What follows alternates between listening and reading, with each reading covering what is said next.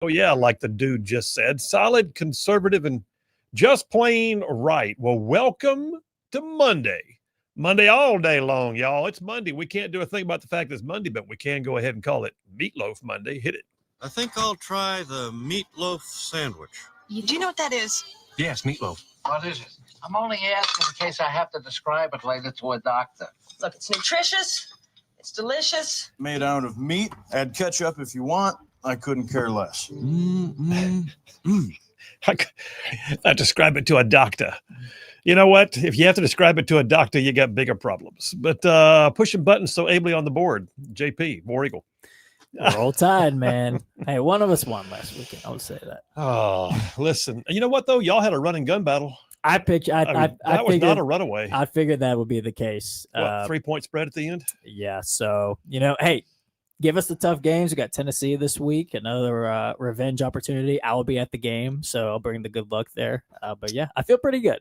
All I know is if first half Auburn had played the second half of the game, it would have been a whole different day. It looked like Auburn gave up after the no call there. I just think they got deflated. But yeah, that touchdown being taken back was just. I mean, I looked at it over and over again like everybody else did, and I'm thinking, come on, man, he broke the plane. I don't know. They didn't say it did, so who knows? Shut up.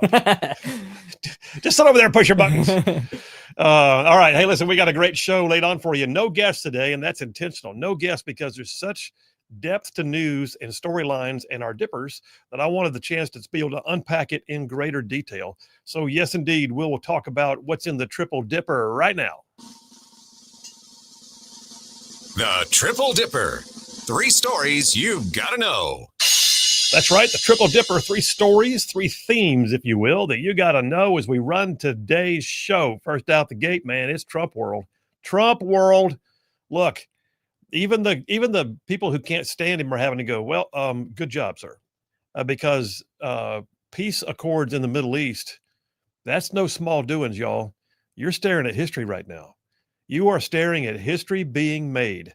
There's a lot of things left to be done. There are, and we get that. There's a lot of things left to be, worked out and details, and things can go wrong. But for right now, what we do know is peace accords have been signed. Hostages have been brought home. It is a whole new day in the Middle East, and that's nothing but huge, huge doings. So, yeah, it's Trump world. We'll talk about that, number 1 on the Triple Dipper. Number 2, I want to take some time unpacking who is Antifa? I mean, who are they really? Are they just a bunch of disparate lone wolves who run around on the street and they meet up on social media and they do a thing over here and don't know who the people are doing it over there? Or are they an organized effort? Are they funded? Are they in some way capable of coalescing into a violent plan as opposed to a immediate groundswell uprising? We're going to talk about that. Who is Antifa? That's number 2 on the Triple Dipper. And then number 3, y'all, you know the deal, man. Once in a while, I'm looking through news and I'm like, look at all the wokeness. How much woke can there be? And next thing I know, I got to do a round of adventures in woke world. That's number 3 on the Triple Dipper.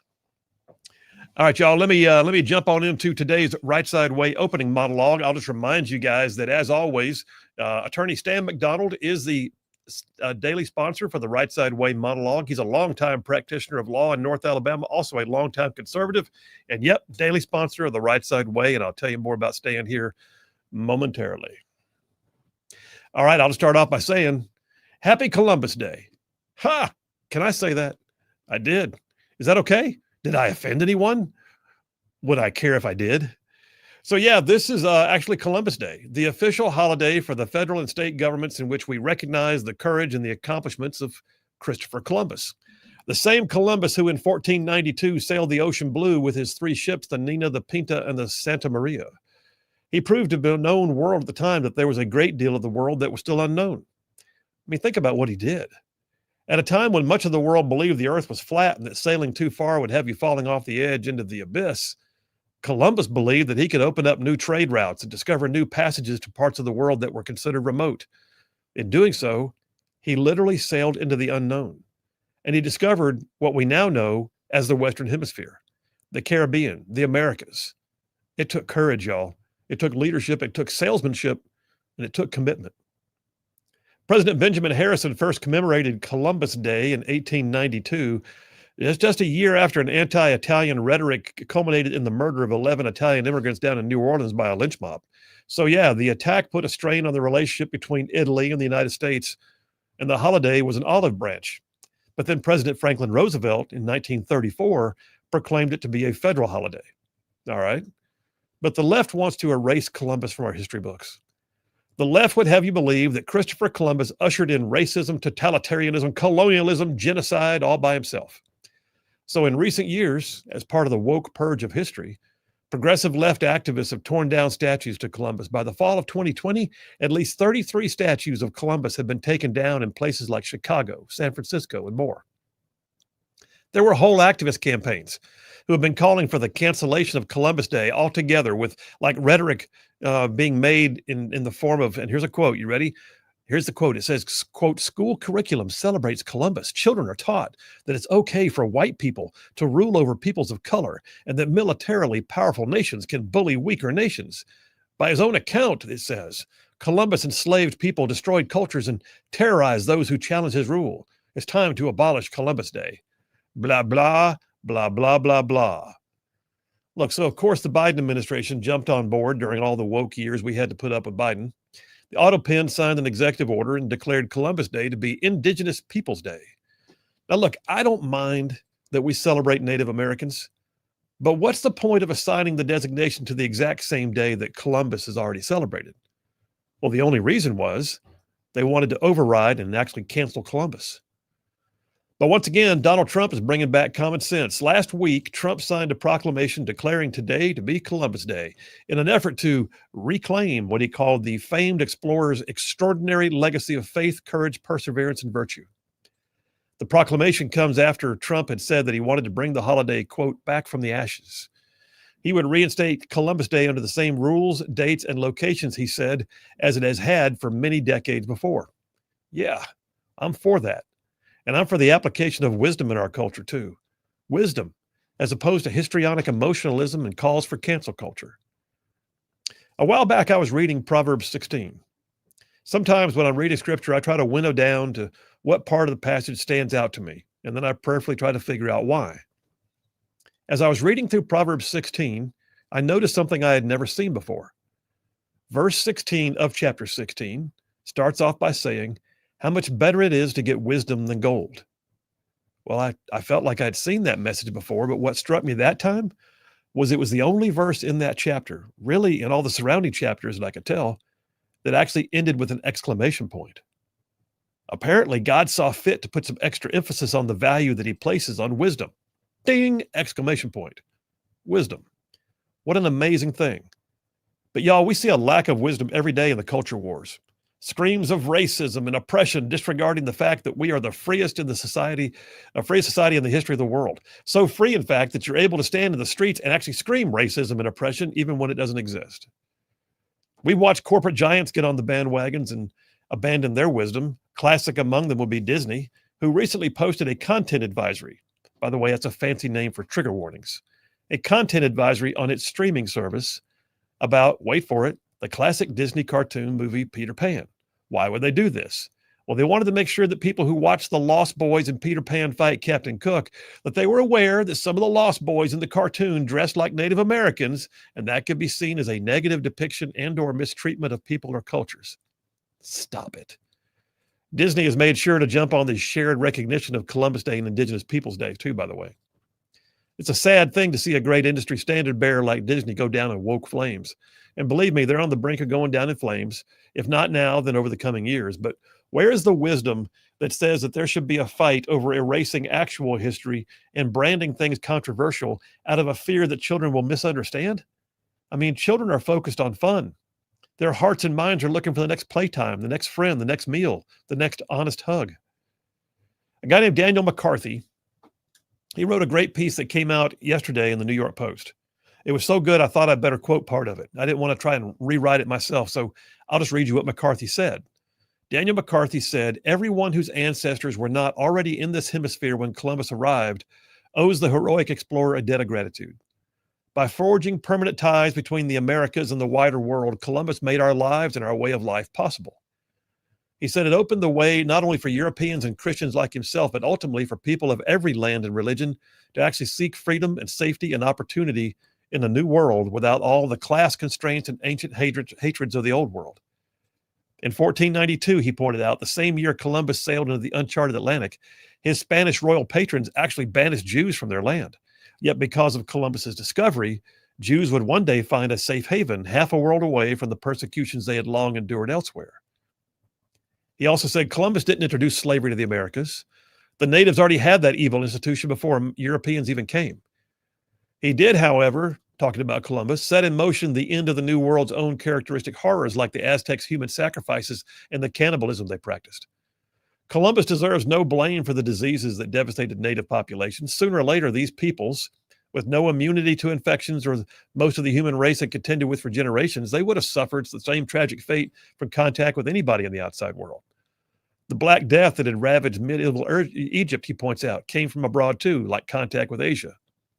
Only in the modern world, he said, as a result of Western science and medicine, is humanity actually free to travel and trade with little fear of the pestilence will follow. And when new diseases like COVID spread around the globe, the resources of civilization that Columbus helped spread are able to meet the threat. So Columbus Day is not meant to be a saint's day. Like our nation's founding fathers, Columbus was a flawed man.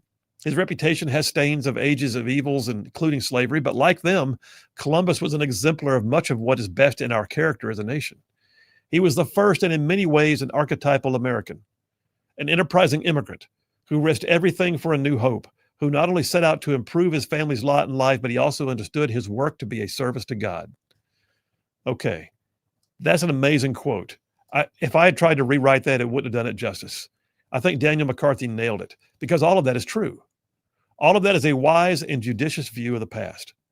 Look, I don't mind celebrating, like I said, the people who lived in the Americas before Columbus sailed the ocean blue. Sure, let's do that. Go ahead and celebrate the Sioux, the Creek, and the Cherokee.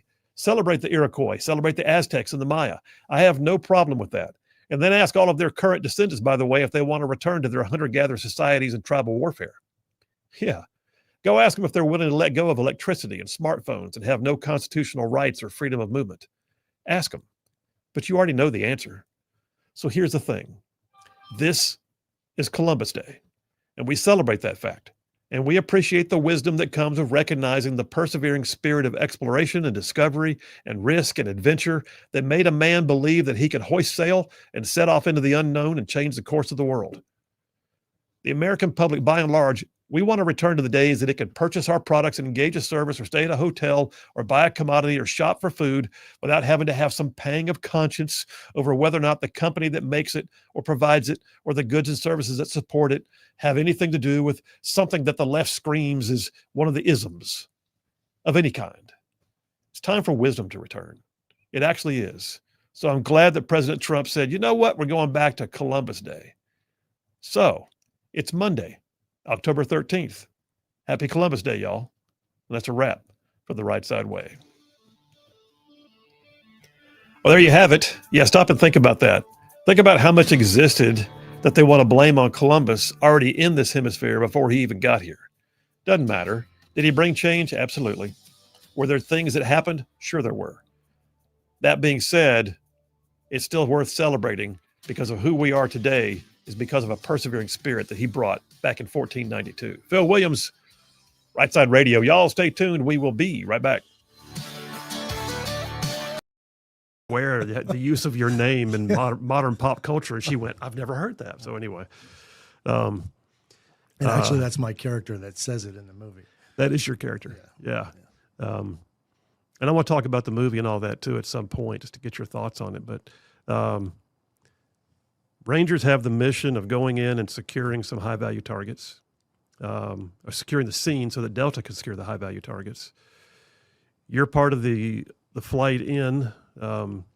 Who were you bringing in, by the way? So I was the flight lead, which means I'm responsible for my whole flight of aircraft of the Ranger blocking force. So it's basically split into two pieces. We had the assault force, which is where the Delta guys are. They're primarily on little birds. Yeah.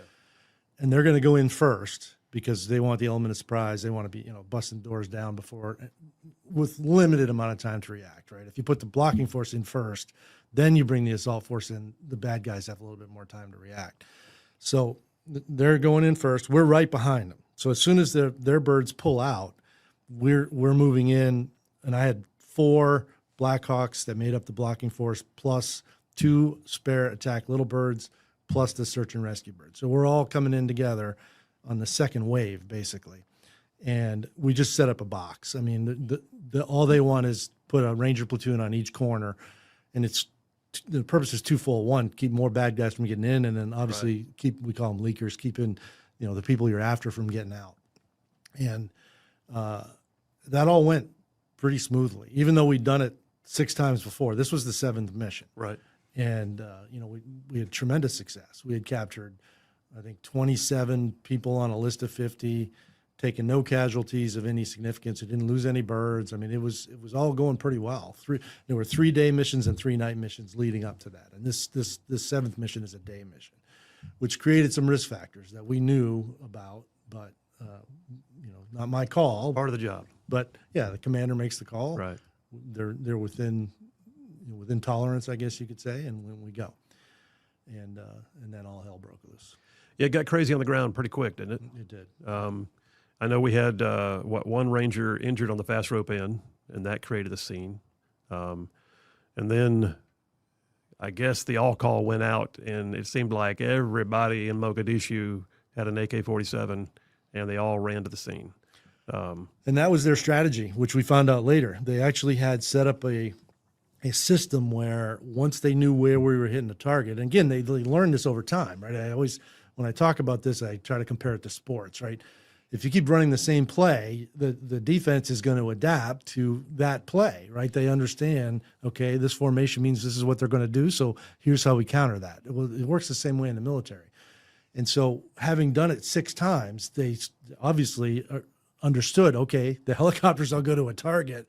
That's where, they're going to put people on the ground. They're going to try to apprehend folks.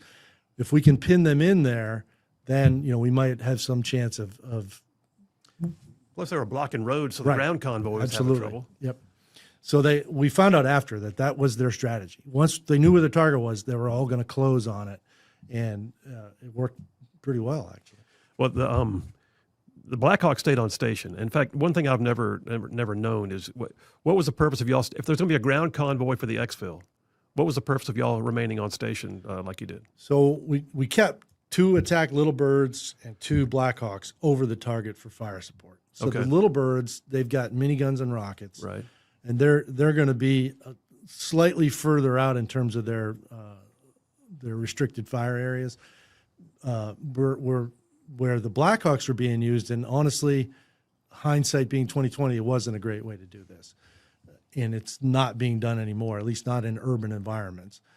They were being used for both the miniguns, which I don't think they used the miniguns a lot, but they had snipers on board. So it's a great stable platform for the shooter, but it's a 50-something foot long target for people on the ground that have weapons. Mm-hmm. And you can't fly fast, because if you're flying fast, your shooter can't hit anything. So the speed is less than what you would fly if you were, just trying to avoid fire. We're probably flying 50 knots, right? Which may seem fast to someone on the ground, but that's really slow for an aircraft. Mm-hmm. And it makes the aircraft much more vulnerable to ground fire.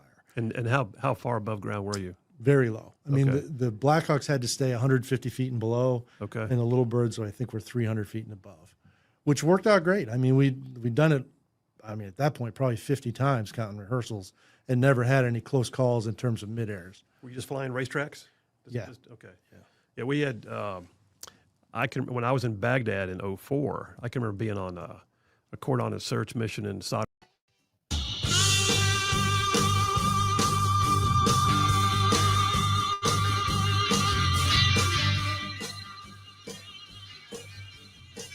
And we are back. Phil Williams, Rightside Radio, solid conservative, just plain right. Just making common sense like a superpower, y'all.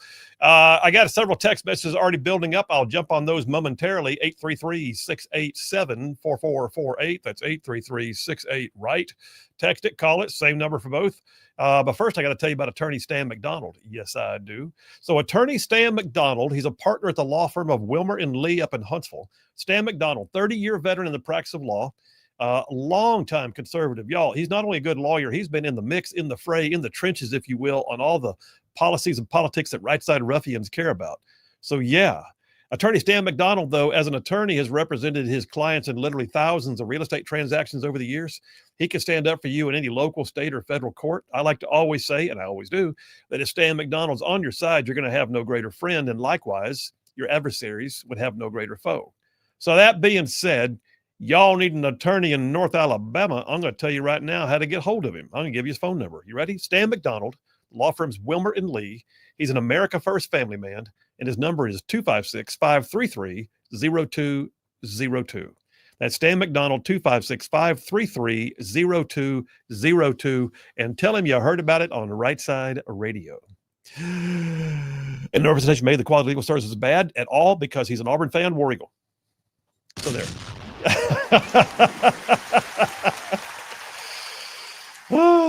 Yes, it's true. He is, by the way. Bless his heart. It just, we're a basketball school, man. Yeah, always happen. Hey. I'm just kidding. All right, I'm kidding. You're going to get cocky. I'm kidding. You're going to get cocky, and you've had your seasons. I'm you kidding. You have.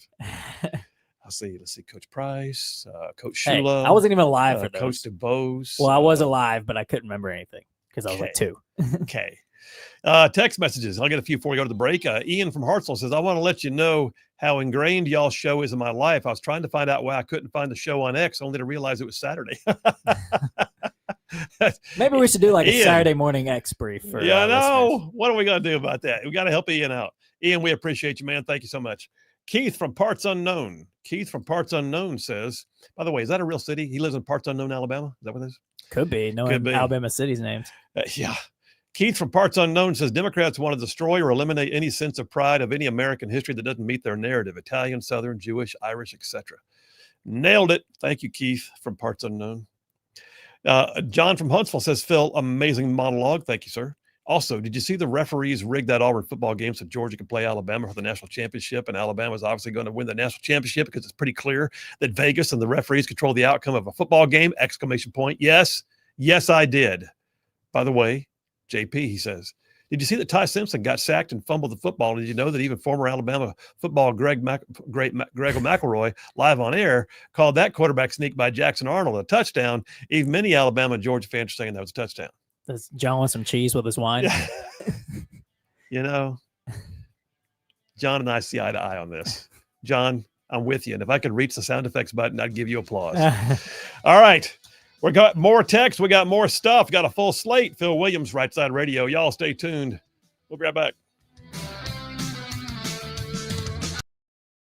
Area, and they had changed all the TTPs because the racetracks got predictable, apparently, for ground fire. And so they were flying figure eights, and they were also altitude changes. And they had gone through all kinds of machinations to try and make sure the bad guys on the ground didn't have a predictable means of assessing, where the flight was going to be. Right. Now, my flight, because I'm not one of these 4 aircrafts over the target. I've already gone in. I put my guys on the ground. But I took my flight north of the city for exactly what you're talking about.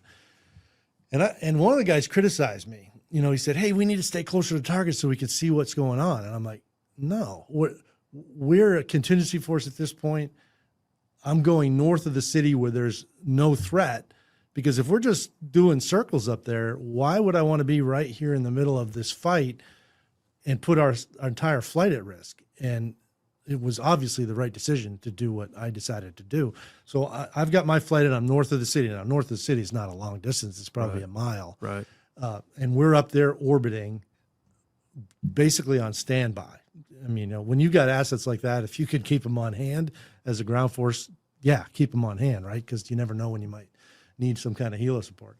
And then I get called back in when the first Black Hawk gets shot down. Well, that's what I was going to say. So you were flying what, Super 6-4? Right. And Super 6-1, your friend Donovan, right? Right. So he's the first one to go down. And Cliff Walcott. Yeah, and Cliff Walcott. And then you were, I think you were directed in to replace him. Correct. Okay. Now, we didn't have a sniper on board. So we're going in simply to use our minigun down close to try to provide fire support for the guys on the ground. That's what our mission has now become, which that was not our mission prior to that. But again, you adapt and you do what needs to be done to try to to help the force that you're supporting. And you've got a full crew? 4, yeah. Yeah. 2 crew chiefs and 2 pilots. All right, so Super 6-1 is down. What do you remember about Super 6-1, hearing it over the air, and recognizing that one of them's already down? Yeah, I mean, I've always called myself an eternal optimist. It never in my wildest dreams would I have thought that Cliff and Donovan would be dead. I just assumed that, they took a round, they're going down, they're going to land the aircraft somewhere, we'll get them recovered, and we'll all go debrief this thing when this is over. But obviously now we've lost a bird, which is the first time that this happens for us. There had been another Black Hawk shot down by 10th Mountain Division previously with some fatalities, but it wasn't our unit. And it, I've always used the phrase big sky, little bullet. You don't think it can necessarily happen to you until there's enough volume of fire where it's going to happen to you. And there's also a search and rescue bird shot down in the middle of all this that then heightens that even more, because now they've shot down 2 aircraft in about 5 minutes, and we're going into this fray. This is getting real, really fast. And, I remember telling the crew chiefs, because I've got control of their guns from up front. So I've got an arming switch. And I armed the guns, and I said, okay, you're armed, but we got friendlies all over the ground down here. So we can't go in here just blasting away. When we see bad guys, we got to get situationally aware so we know where all of our forces are before you start launching 6,000 rounds a minute downrange. Yeah. And unfortunately, in an urban environment, I don't want to say it's impossible, but right on the rooftops, it's really difficult to sort all that out. Because first of all, they're all taking cover. So, they're not standing out there waving at you. They're all taking cover. So trying to figure out where everybody was would have probably taken us a while. In the end, we only made it around 3 times when we got nailed by an RPG. So RPG to the tail rotor, right? Right. In the movie, and later I want to get your thoughts on the movie, like I said, but in the movie, there's a scene where you took the RPG to the tail rotor, but initially you thought it was going to be okay until you started getting some play in the pedals and stuff like that. So what were your first thoughts, and how did that I mean? Well, I knew we were hit, and I always tell people, if you want to know what it feels like, drive too fast in a Hey, all you Rightside ruffians out there, you are listening to Rightside Radio, solid conservative, just plain right.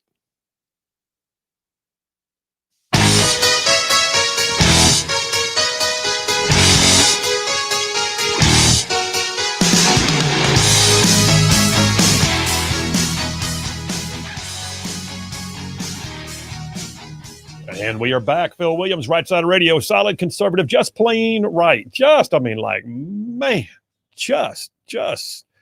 covering down on some major ground across the southeast U.S. of A. Y'all, I'm talking about this show. This show goes from like Huntsville back on over to Chattanooga, and I'm talking about from Tuscaloosa back on over to Gadsden. I mean, all the way down to that loveliest little village on the plains that we call Auburn, War Eagle, straight across the line from there to what we call once again Fort Benning, and then big old patches in North Georgia and Mississippi all thrown in just for good measure. And that's just the radio footprint, just the radio. Oh, by the way, there's all y'all out there in the whole wide world going to the World Wide Web, logging into the live stream, looking right in on the studio, AV and all of it. So yeah, your places like X and YouTube and Rumble and Facebook and our website, rightsidemedia.org.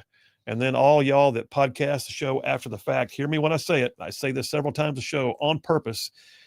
We can see the fact that y'all watch the show, listen to the show in other places, all over the place, everywhere you get it. Doesn't matter to us. The fact that you do is what means something. And y'all are the only reason why we do it. So thank you very much. Appreciate you. More than you could possibly know. I've got to make sure I point out, too, there's a liberal Phil Williams, I think sort of in our listening area.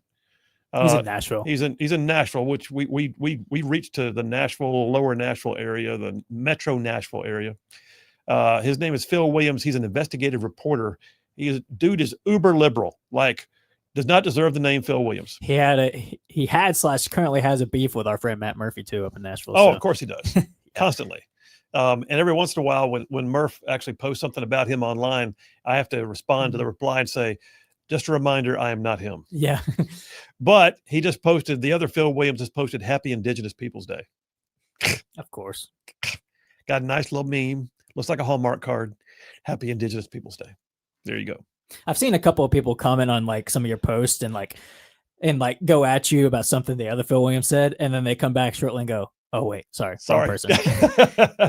Then there is, by the way, my other friend Phil Williams in Huntsville. Yeah, who also was in the Alabama. He's a good dude. Also in the Alabama State Senate. Very conservative. Yeah, he was in the House and I was in the Senate. We were in there at the same time. So yeah, that's my twin, Phil Williams. It's a common name. It's apparently like the new John Smith. But you got the junior, so the Phil Williams Jr. I do have the junior. That's right. I received a very good name from my father. And I'm a 2L Phillip. That's very important too. That's true. Yeah. Just let's don't mistake these 1L Phillips. They don't know. And by the way, I got to say, speaking of names, I was just commenting to JP the other day. It occurred to me as I was thinking about the show over the weekend that there are some people that we haven't heard from in a long time. Like we used to hear from Brian from Huntsville almost daily, and even on text at the very least.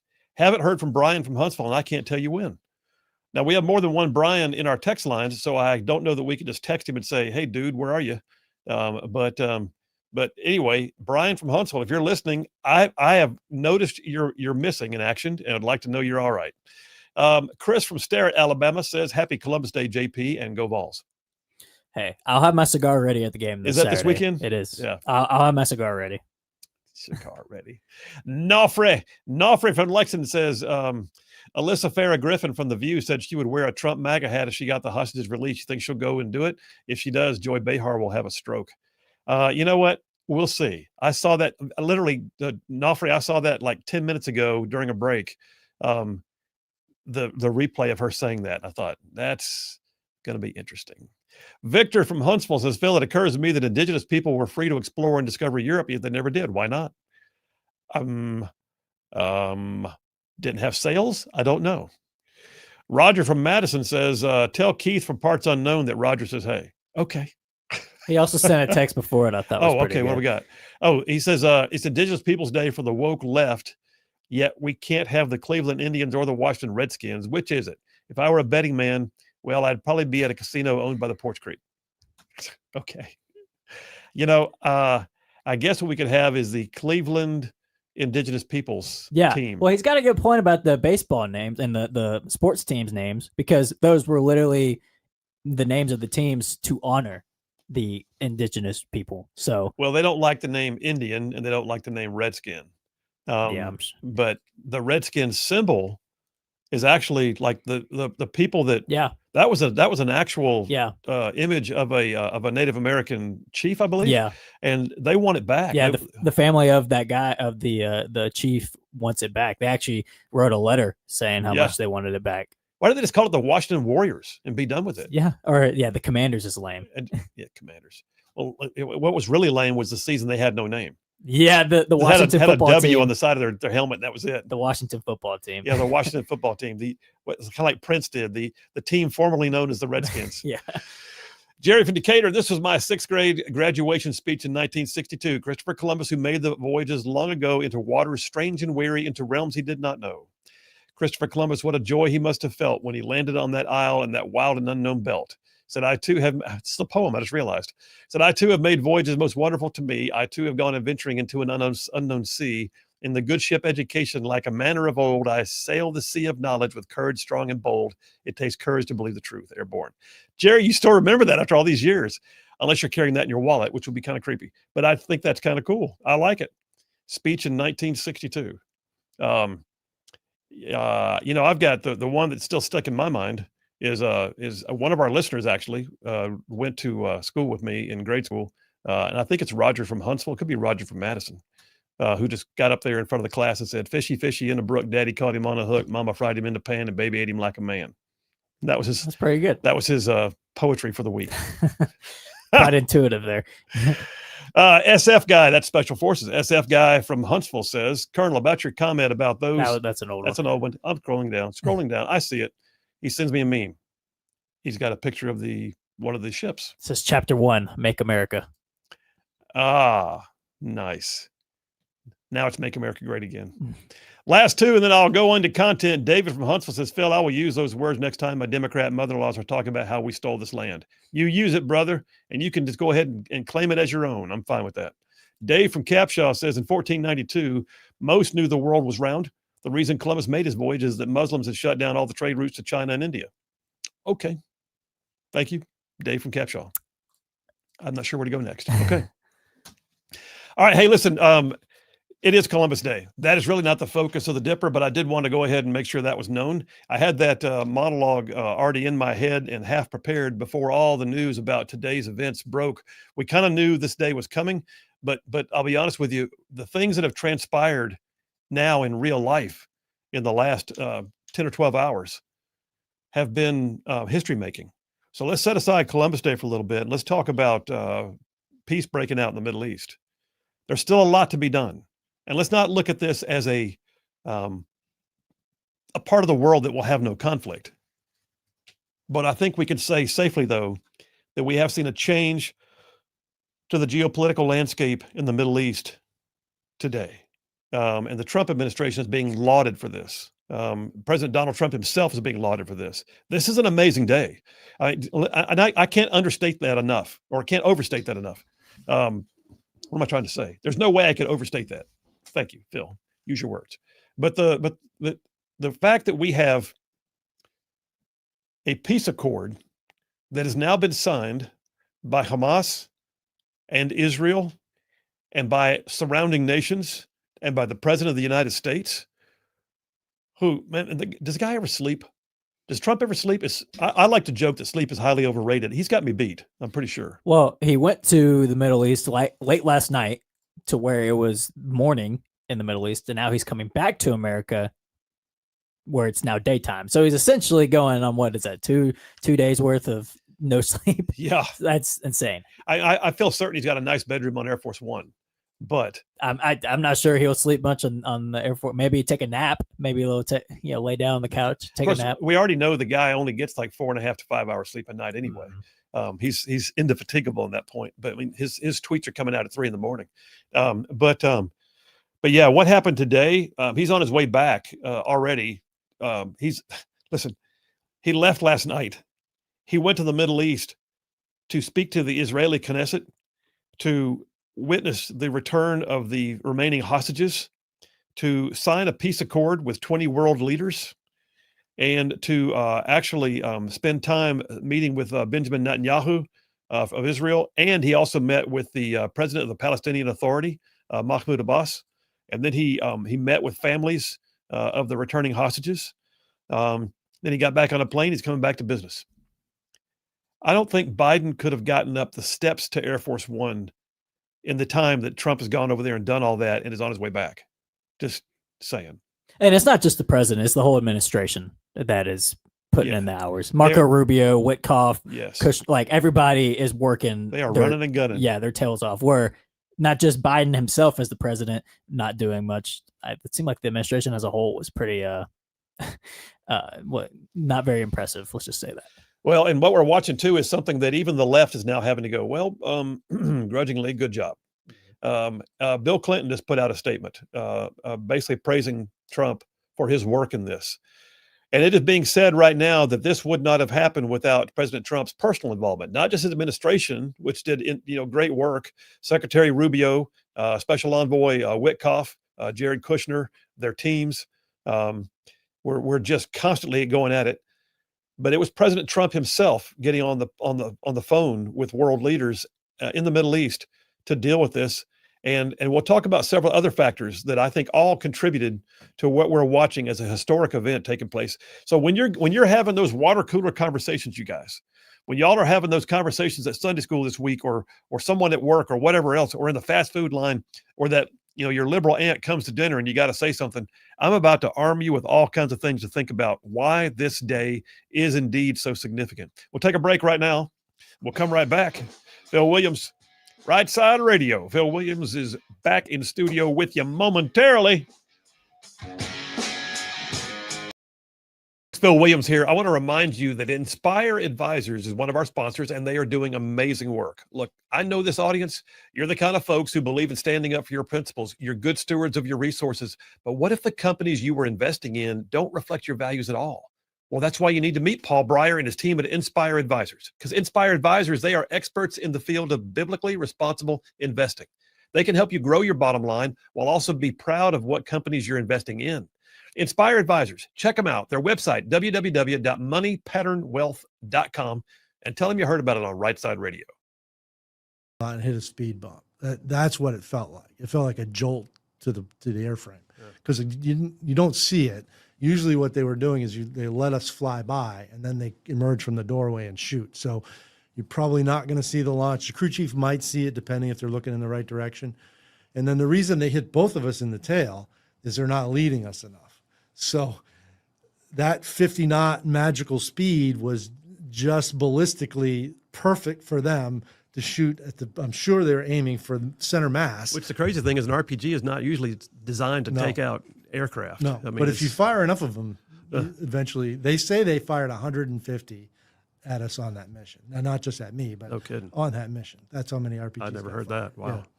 I mean, they went all in. They thought we want to bring down a helicopter, and they were successful. So anyway, back to your question. Initially, I feel like I hit a speed bump, knew we were hit. I can see the airfield. It's 2 miles ahead of us. And looking in the cockpit, everything's okay. Controls were all responding. But what had happened was the gearbox had been blown apart. And, it's like a transmission in your car, right?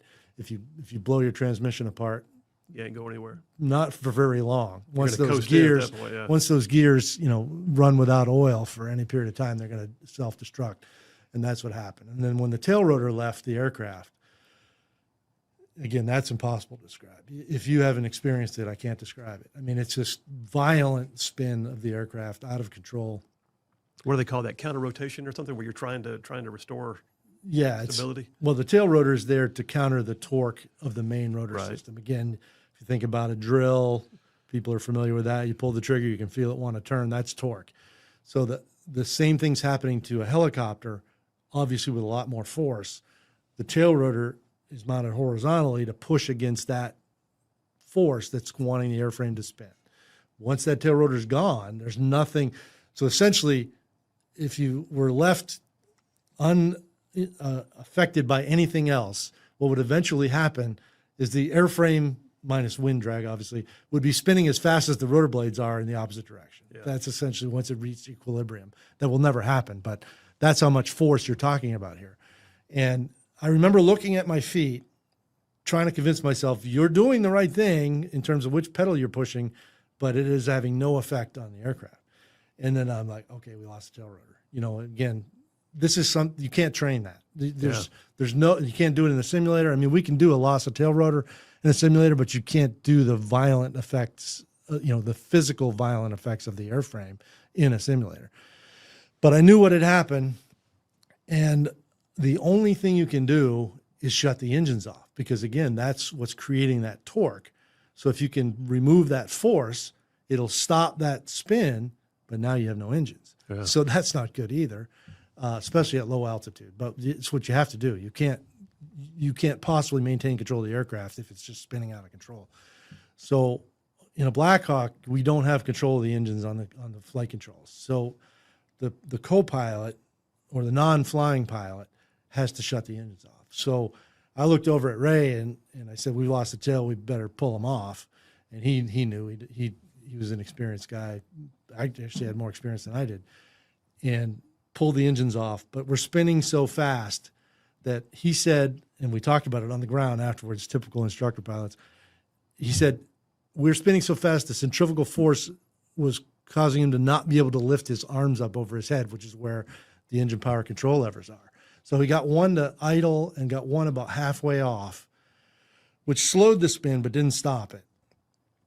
And now, with no engine power, we're falling out of the sky like a Coke machine. And all I could do is try to keep the aircraft from flipping upside down, which, again, I don't know if anything I did made a difference, honestly, but all I can tell you is we crashed right on the wheels. And that's the only reason I'm still here. All right, so you're on impact. Now, you said something on the ground.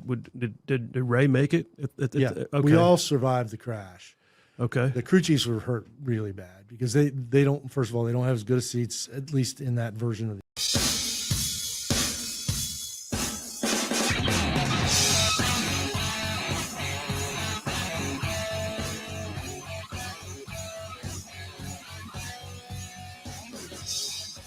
And we are back. Phil Williams, Rightside Radio. Solid conservative, just plain right. Man, pulling pins on truth grenades, y'all. That's what we're doing. Pulling pins on truth grenades.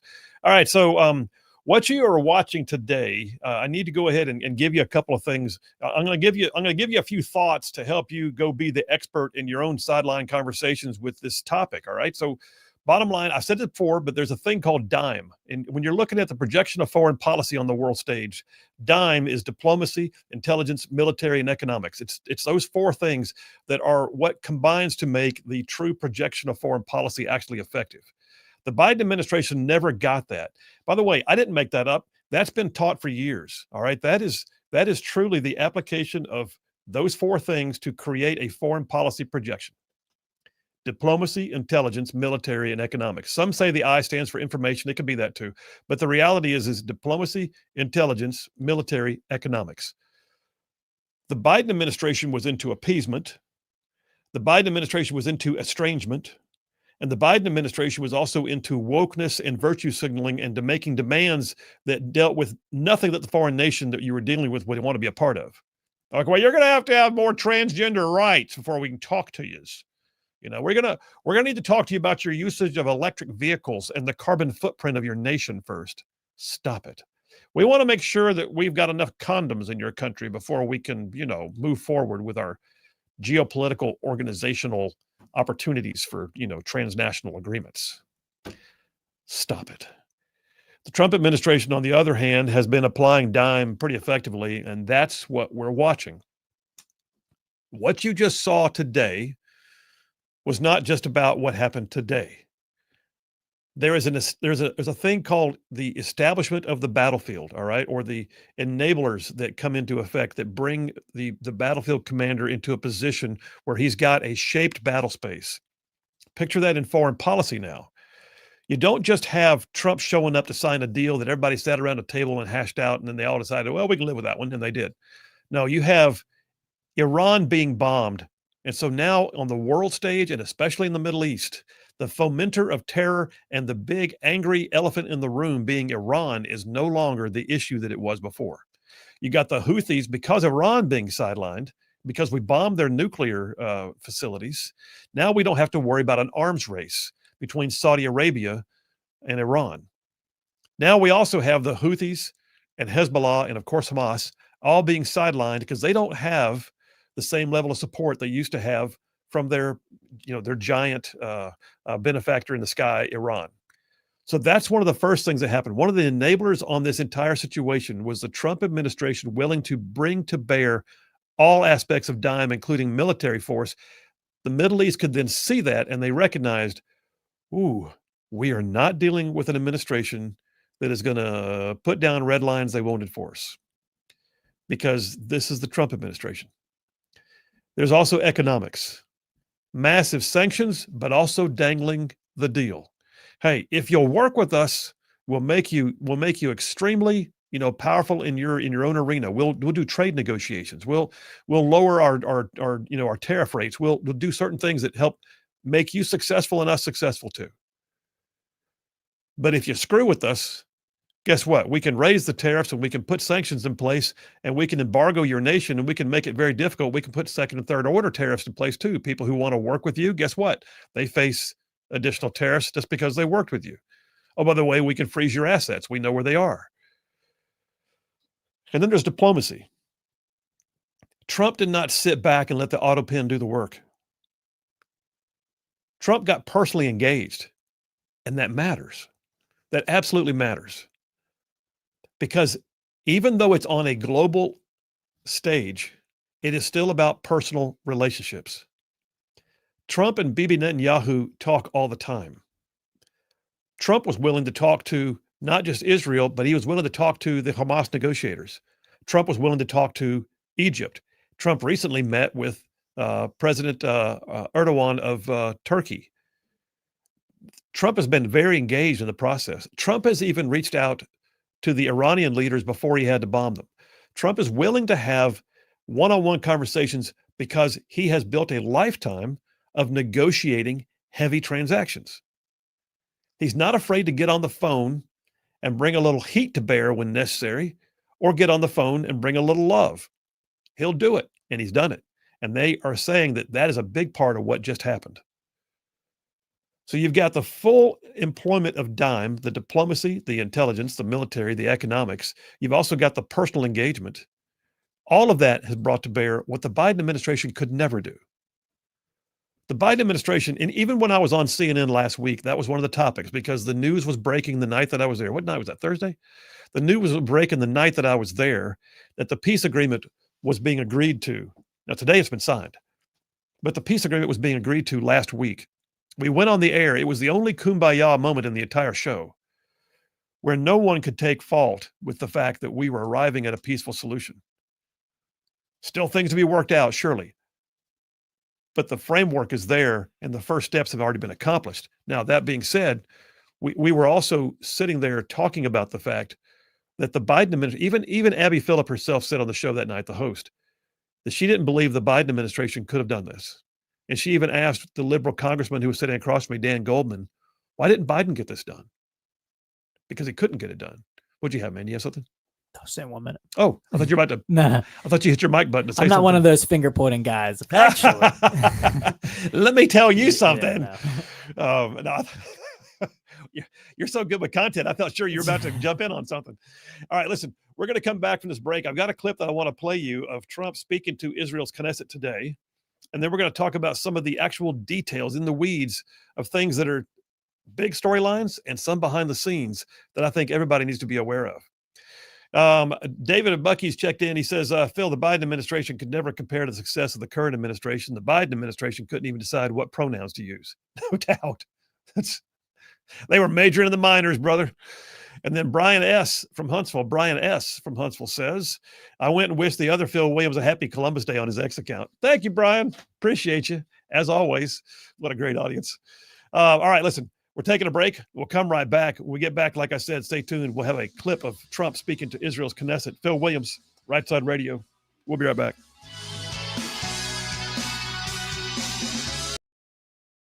It's been improved since.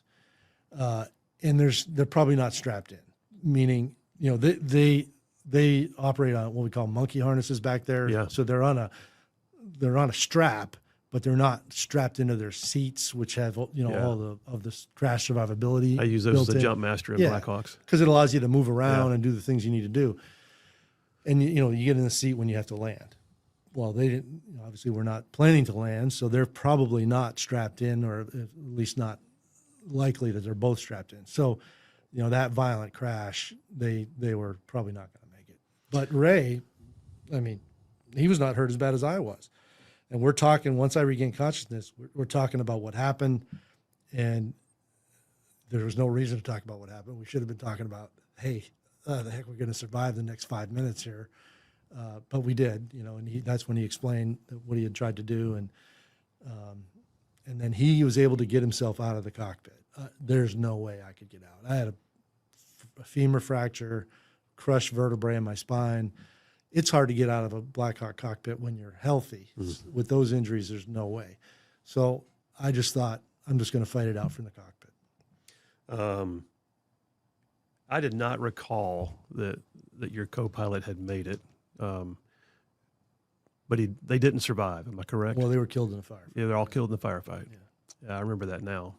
All right, you're still stuck in the cockpit. I remember, I'm assuming it was when I read it, that you had a kind of an off the books weapon. Didn't you have an MP5 or something like that? Mm-hmm. Was that standard issue, or was that for us? Yeah, it was. Okay. Yeah, we used the MP5. They don't use it anymore, I don't think. But that was our we had an M9 pistol and an MP5. So you wound up having to engage targets yourself while you're on the ground in the cockpit?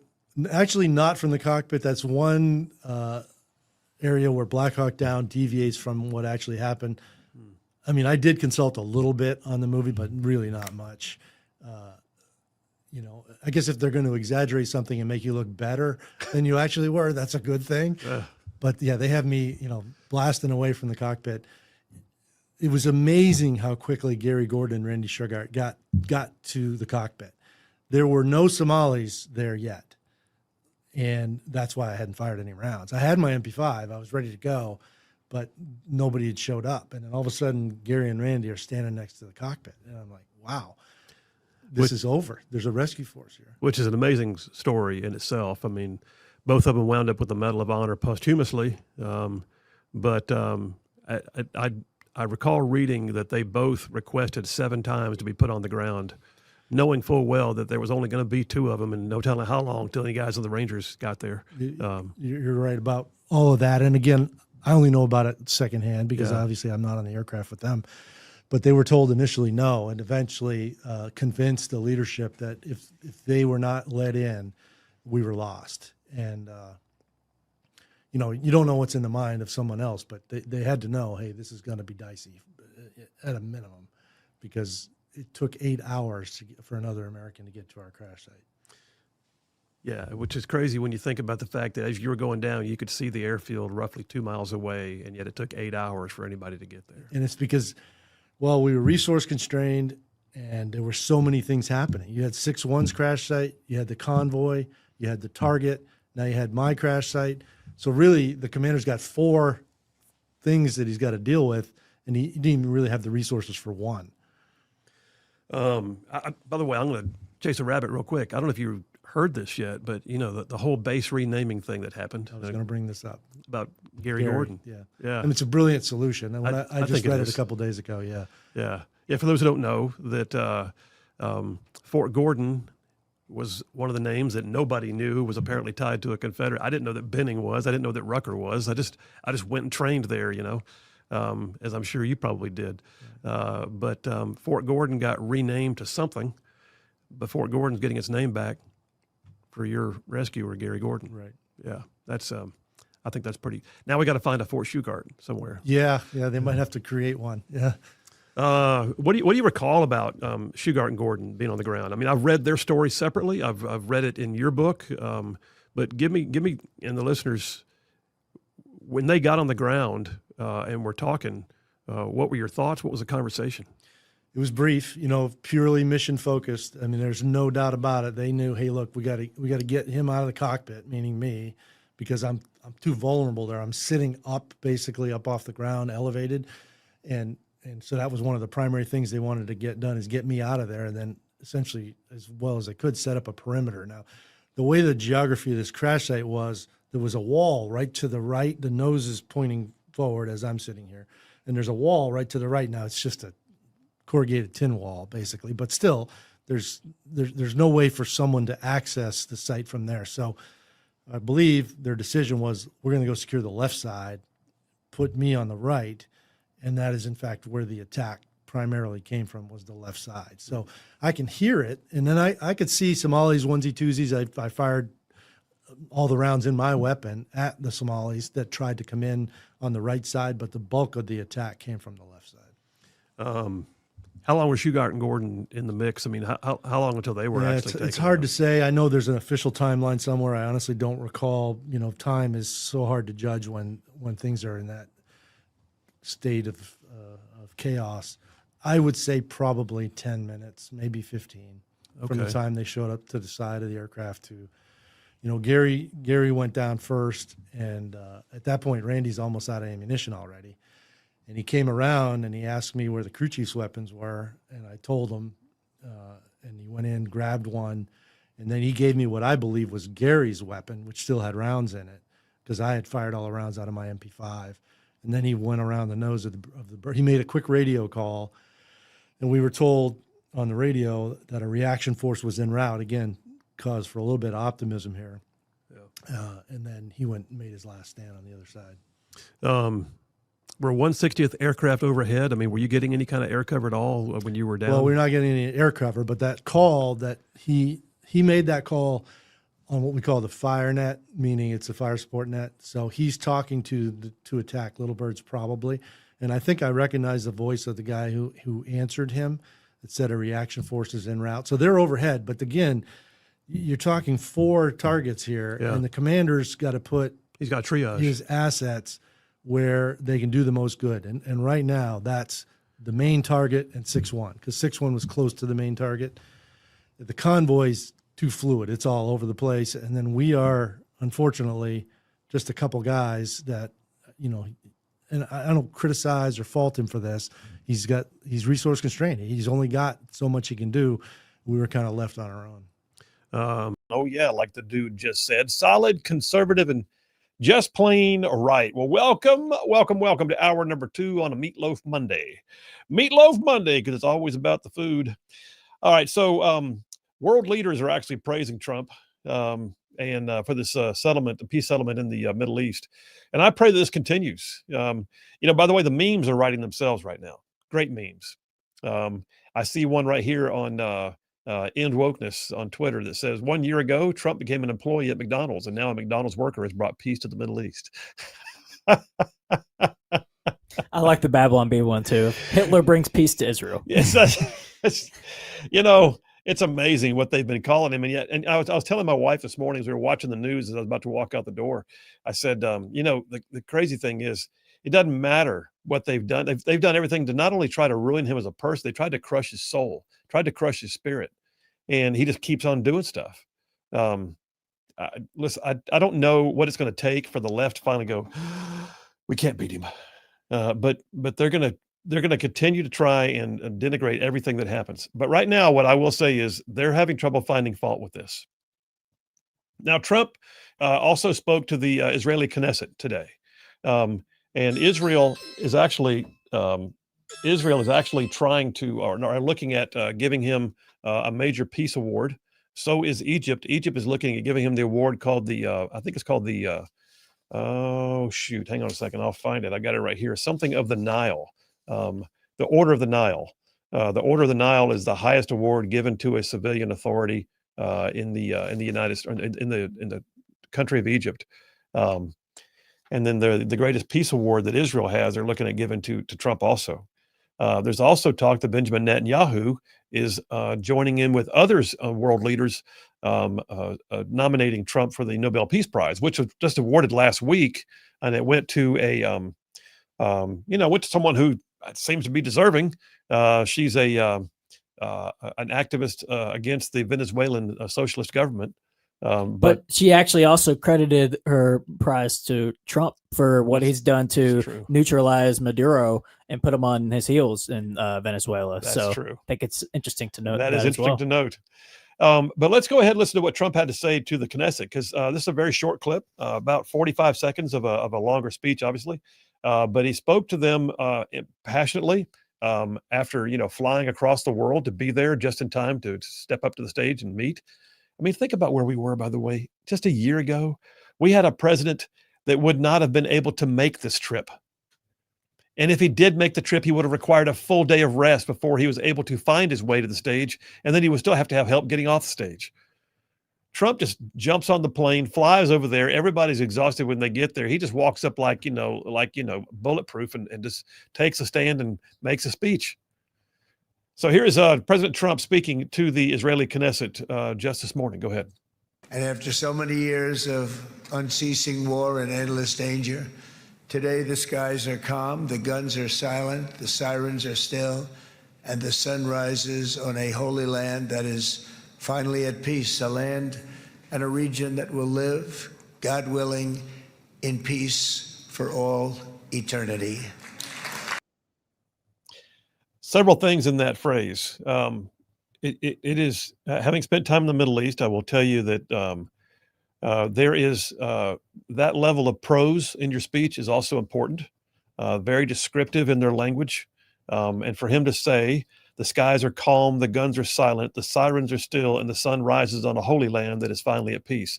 Number one, he called it the Holy Land, which for both Islam and, of course, Judaism and Christianity, this is the Holy Land. Didn't matter who he was speaking to.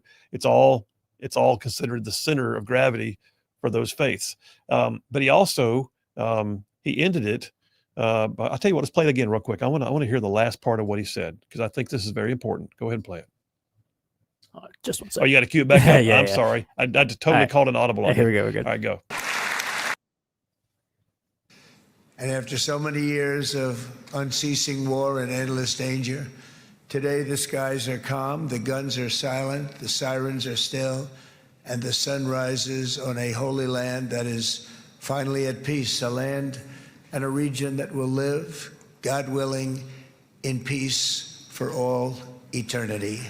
When he said God willing, there's a phrase that is used in the Arabic world, sometimes as an excuse, oftentimes as a exclamation point.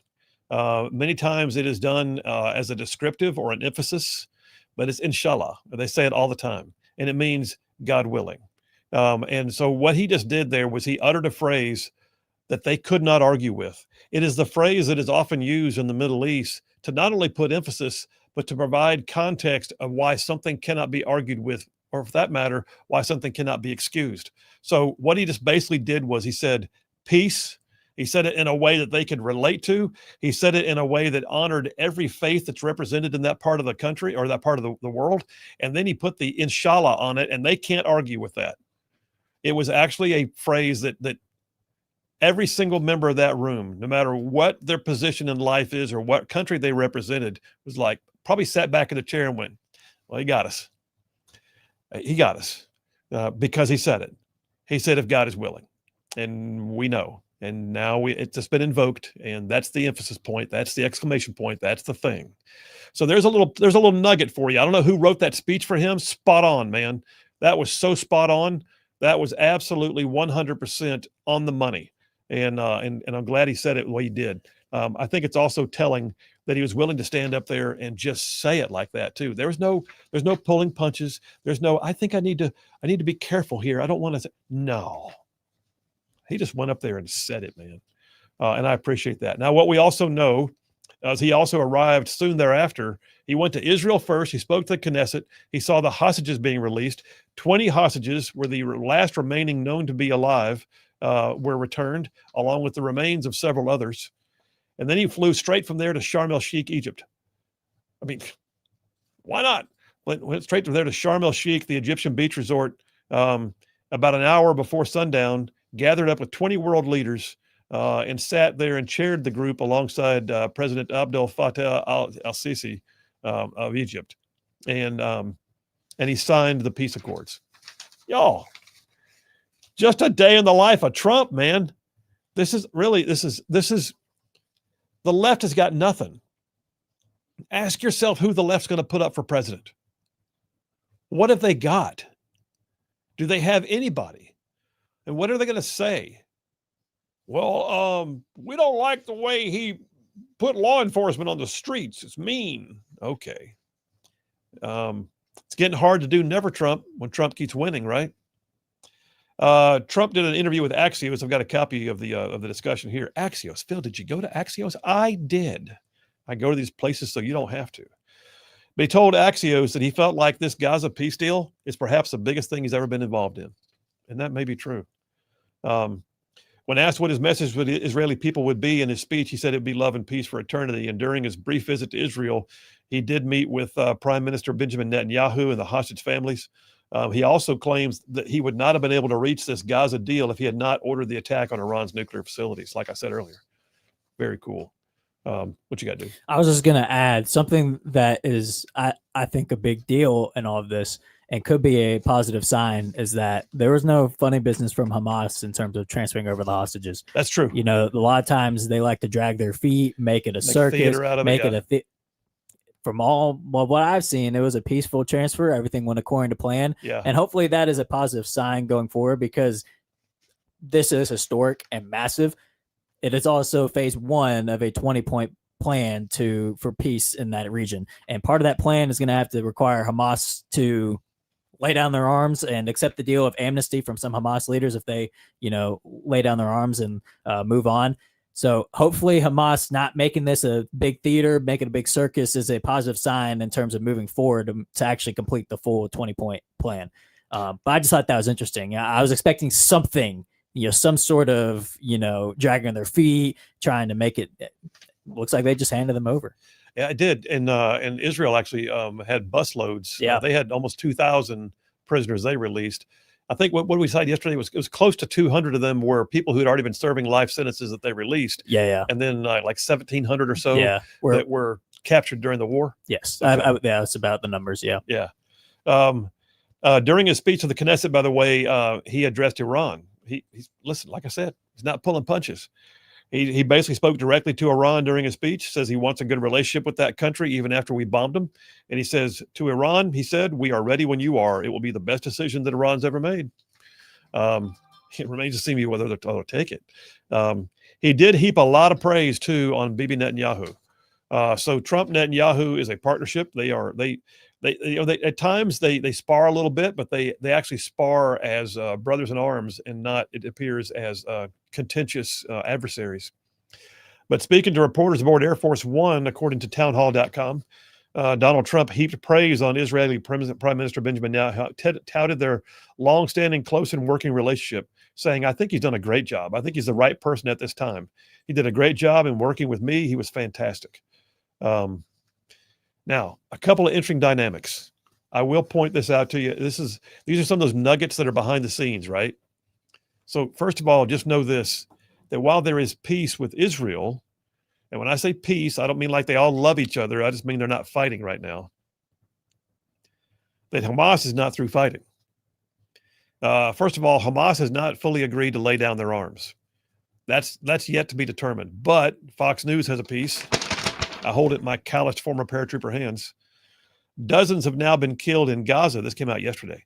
Dozens have now been killed in Gaza during violent fighting over the weekend within hours of the expected release of hostages, but it was not with Israel. It was Hamas clashing with a local militia that they believe has been assisting Israel. So Hamas has now taken the fight to a group called the Dogmush clan, and the Dogmush clan suffered upwards of 52 members that are lost and 12 Hamas militants killed in the battle. So that's a significant fight right there. You're talking 64 people died in a gun battle. That's a lot. But that also indicates that there's a power struggle going on right now in the Gaza Strip. And Hamas does not own everything. You think they do. Maybe they like to say they do. They might be the biggest dog in the block there right now. But there are groups that are still opposed to Hamas that are willing to take up arms and take the fight to them. And so as Israel pulled back, they're still fighting, but it's Palestinian on Palestinian. And I wonder how many of the Palestinian protesters are going to talk about that. Not many, I expect. Last thing, I'm trying to stretch it out a little bit before I go to the break and get I got one more article in. There's going to be the discussion coming up next about how to secure the victory, how to maintain the peace. They refer to it as the Council of Peace.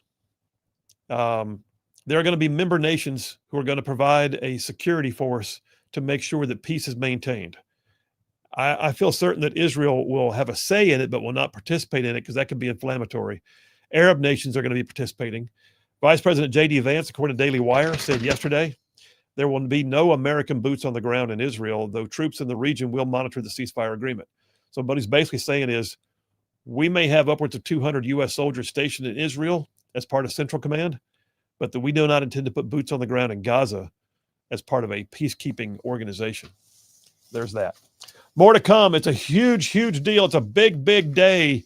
It is like noteworthy. You're seeing history being made today, y'all. We're going to take a break right now. We'll take that break. We'll come right back. Phil Williams, Rightside Radio. Y'all stay tuned. We'll be right back. Over how long? Do you recall?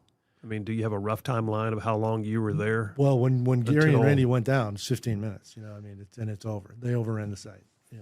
Which I'm on the one hand sounds like nothing, but it's also an eternity, I'm sure, when you're in the middle of it. Yeah.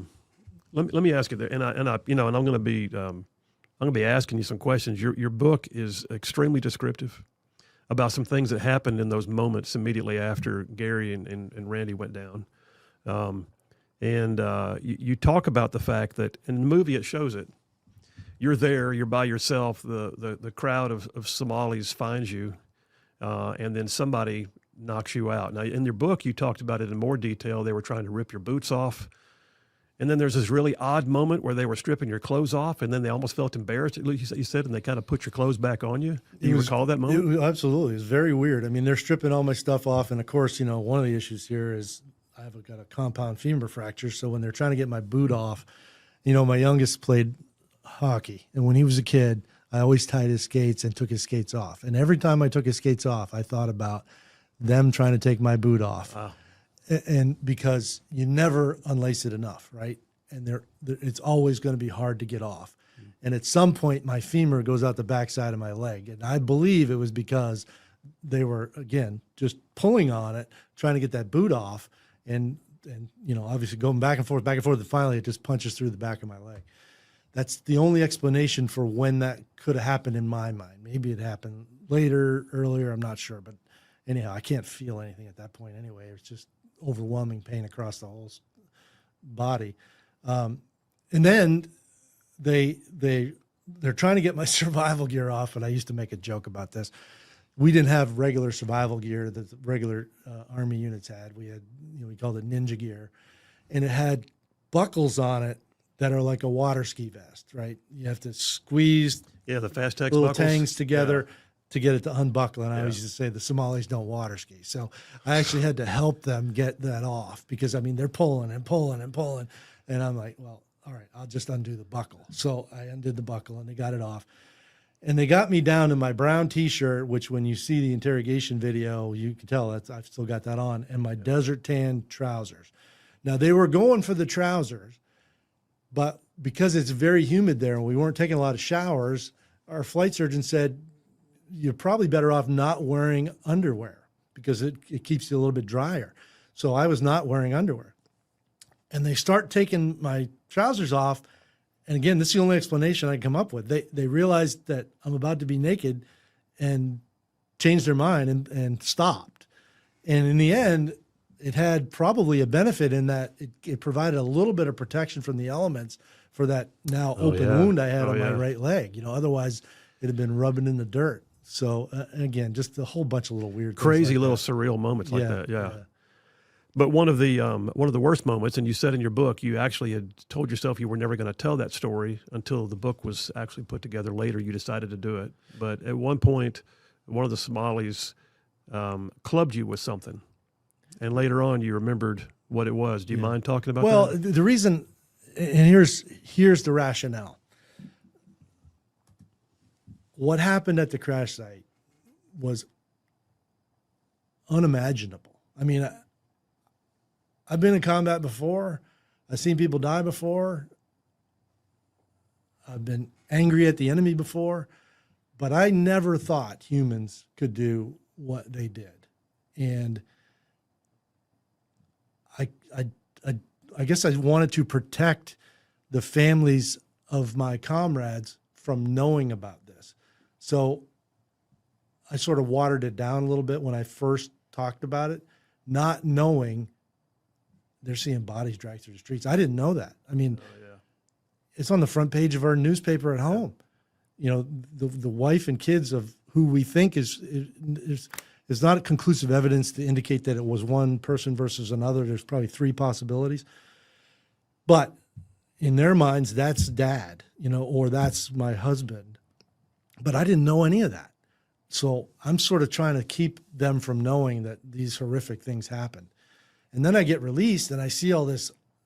Oh my goodness, I didn't realize that this is already all out in the public domain.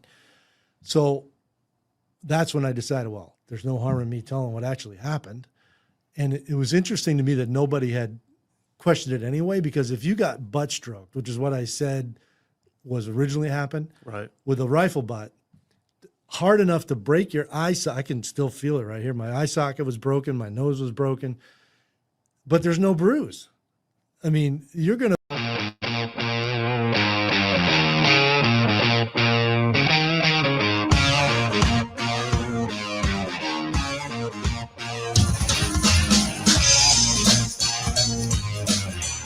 And we are back. Phil Williams, Rightside Radio. Solid conservative, just plain right.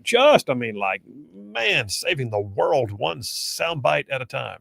Right before we came back on the air, I just said to JP, it occurred to me, just like off the cuff, that Trump got the peace deal signed just in time to get back so they can do the big No Kings protest in D.C. Yep. The protest that Jeez. the Democrats are holding out for so they can go to their radical base in person and say, we're fighting Trump. Yeah. And then immediately after the fact, they're probably just going to let the government reopen. Yeah, reopen the government. Yeah. Okay, we'll vote now. We had our rally. Yeah.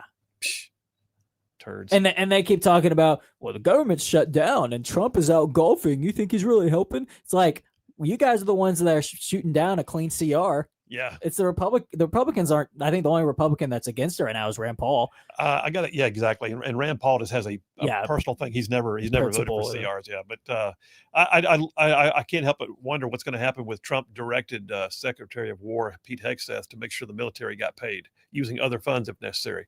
I don't know if they're allowed to do that or not. I'm not sure how it's going to work out yet, but I was proud to see him do it. All right, let me get a few text messages real quick. Tim from Huntsville says, history has proven the folks/roaches will form again in the Middle East. They will not stop in Iran, etc. Promise you they are forming now. Iran and Russia will help because of Trump, Ukraine. Putin better watch it. Trump will bomb him. Sick of his crap. My take, Colonel Phil. Tim, come back to the light, man. Come back to the light. By the way, please use punctuation next time. That was impossible to read almost. No, I mean, listen, I'm not saying that the world is going to be a world without war or without conflict or without at least discontent. But would you rather have it keep on like it was yesterday? I mean, we just got all the hostages back, dude. We just got a peace accord signed. Israel's not having to drop bombs on Gaza anymore. And oh, by the way, Iran's nuclear program is set back. So I guess you could have back what you had last year if you really prefer that. But the truth be told, I think the world's a better place because we didn't let, Biden 2.0 go into office. Just saying. Pastor Joe from Athens says, Phil, I love your earlier call for wisdom. Couldn't agree more. We, in quotations, don't possess the tools these days we used to employ reflexively to go find the answers. Today, we simply ask a piece of technology programmed by a faceless collective and accept it as fact. I'm afraid it may have gone by the way of common sense. I pray there will be awakening before we come to the reckoning. Have an awakening before we come to the reckoning. I like the way that rings. And I agree, by the way. You got some over there? You had something you want to read on social medias? What do you got? Oh, we got Fritzy, normally on the text line. Fritzy! Texting in on the X live stream. Says, Colonel, catching the show live on X today, broadening my horizons. Nice. Yeah. I mean, you can listen. There's a lot of folks out there getting it, through different means, podcasting or on X or whatever. So please do. Sandy from Harvest says, I pray this peace agreement is acknowledged for the president. What an incredible achievement. This is epic. And even if it doesn't hold, let's not lose sight of this.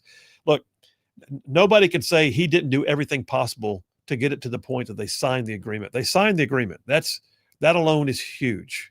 If they break the agreement, they will have to literally breach what they signed up for. It's not a matter of, well, we were still in negotiations. We never signed off on it. They signed it. So there's that. Paul from Decatur says, hey, Colonel Paul in Decatur, you mentioned the Dogmush. Were they like the Yards in Vietnam and the Kurds in Iraq? Most of the Gs in our circles. Yeah, they were, I guess, part of a G force, in a guerrilla force, the indigenous folks there. But I don't know to what extent they were I think they're just more tribal than they are like an ethnic minority, like the Kurds and the Montagnards.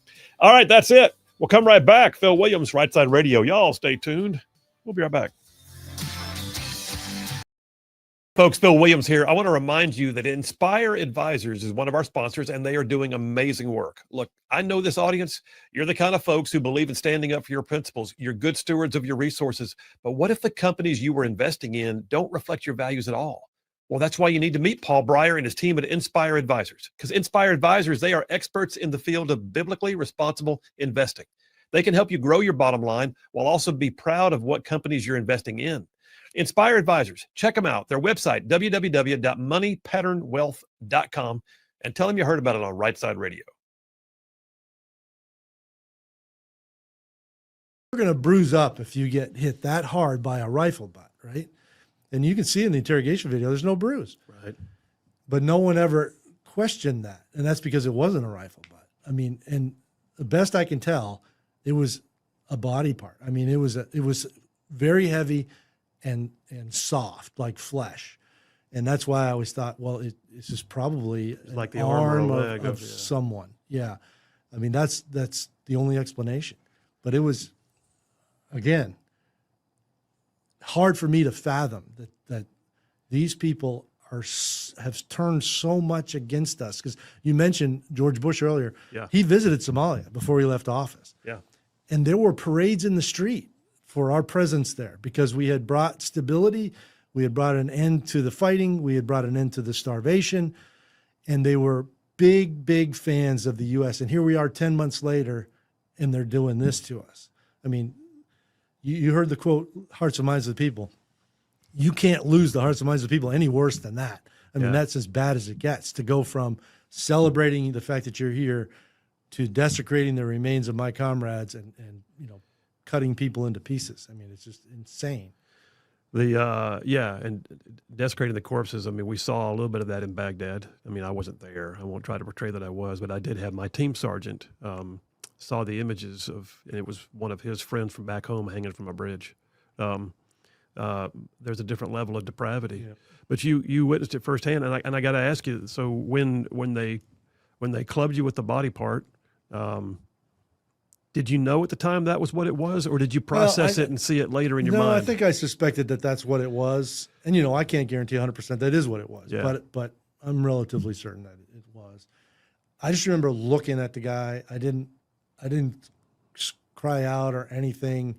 I just looked at, I probably with, I was incredulous. I just couldn't believe that this could be happening at this point. It's just not something, I guess I grew up watching sort of old school war movies, right? Where people still act like humans, they're not at the level that these people were at that point. And I don't know. Were they all chewing cotton? I mean, was this probably? Yeah. For those who don't know, is it a root or is it a leaf? What is it? But they chew it. It looks like grass clippings almost. Actually, it comes in a little bundle because they brought some. There's a funny story about that in captivity, and I guess I'll tell it now. So go ahead.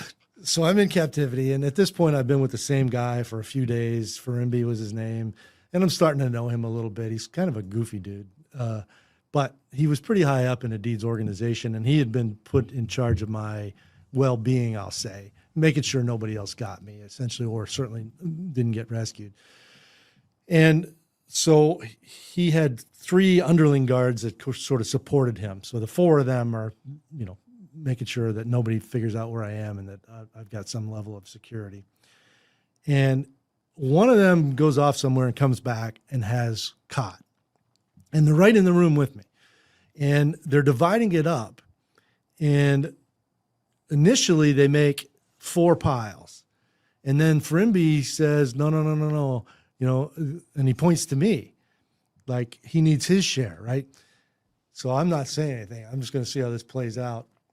And now they make 5 piles. So he gives one to each of these 3 underling guys. Rightside ruffians out there, you are listening to Rightside Radio, solid conservative, just plain right.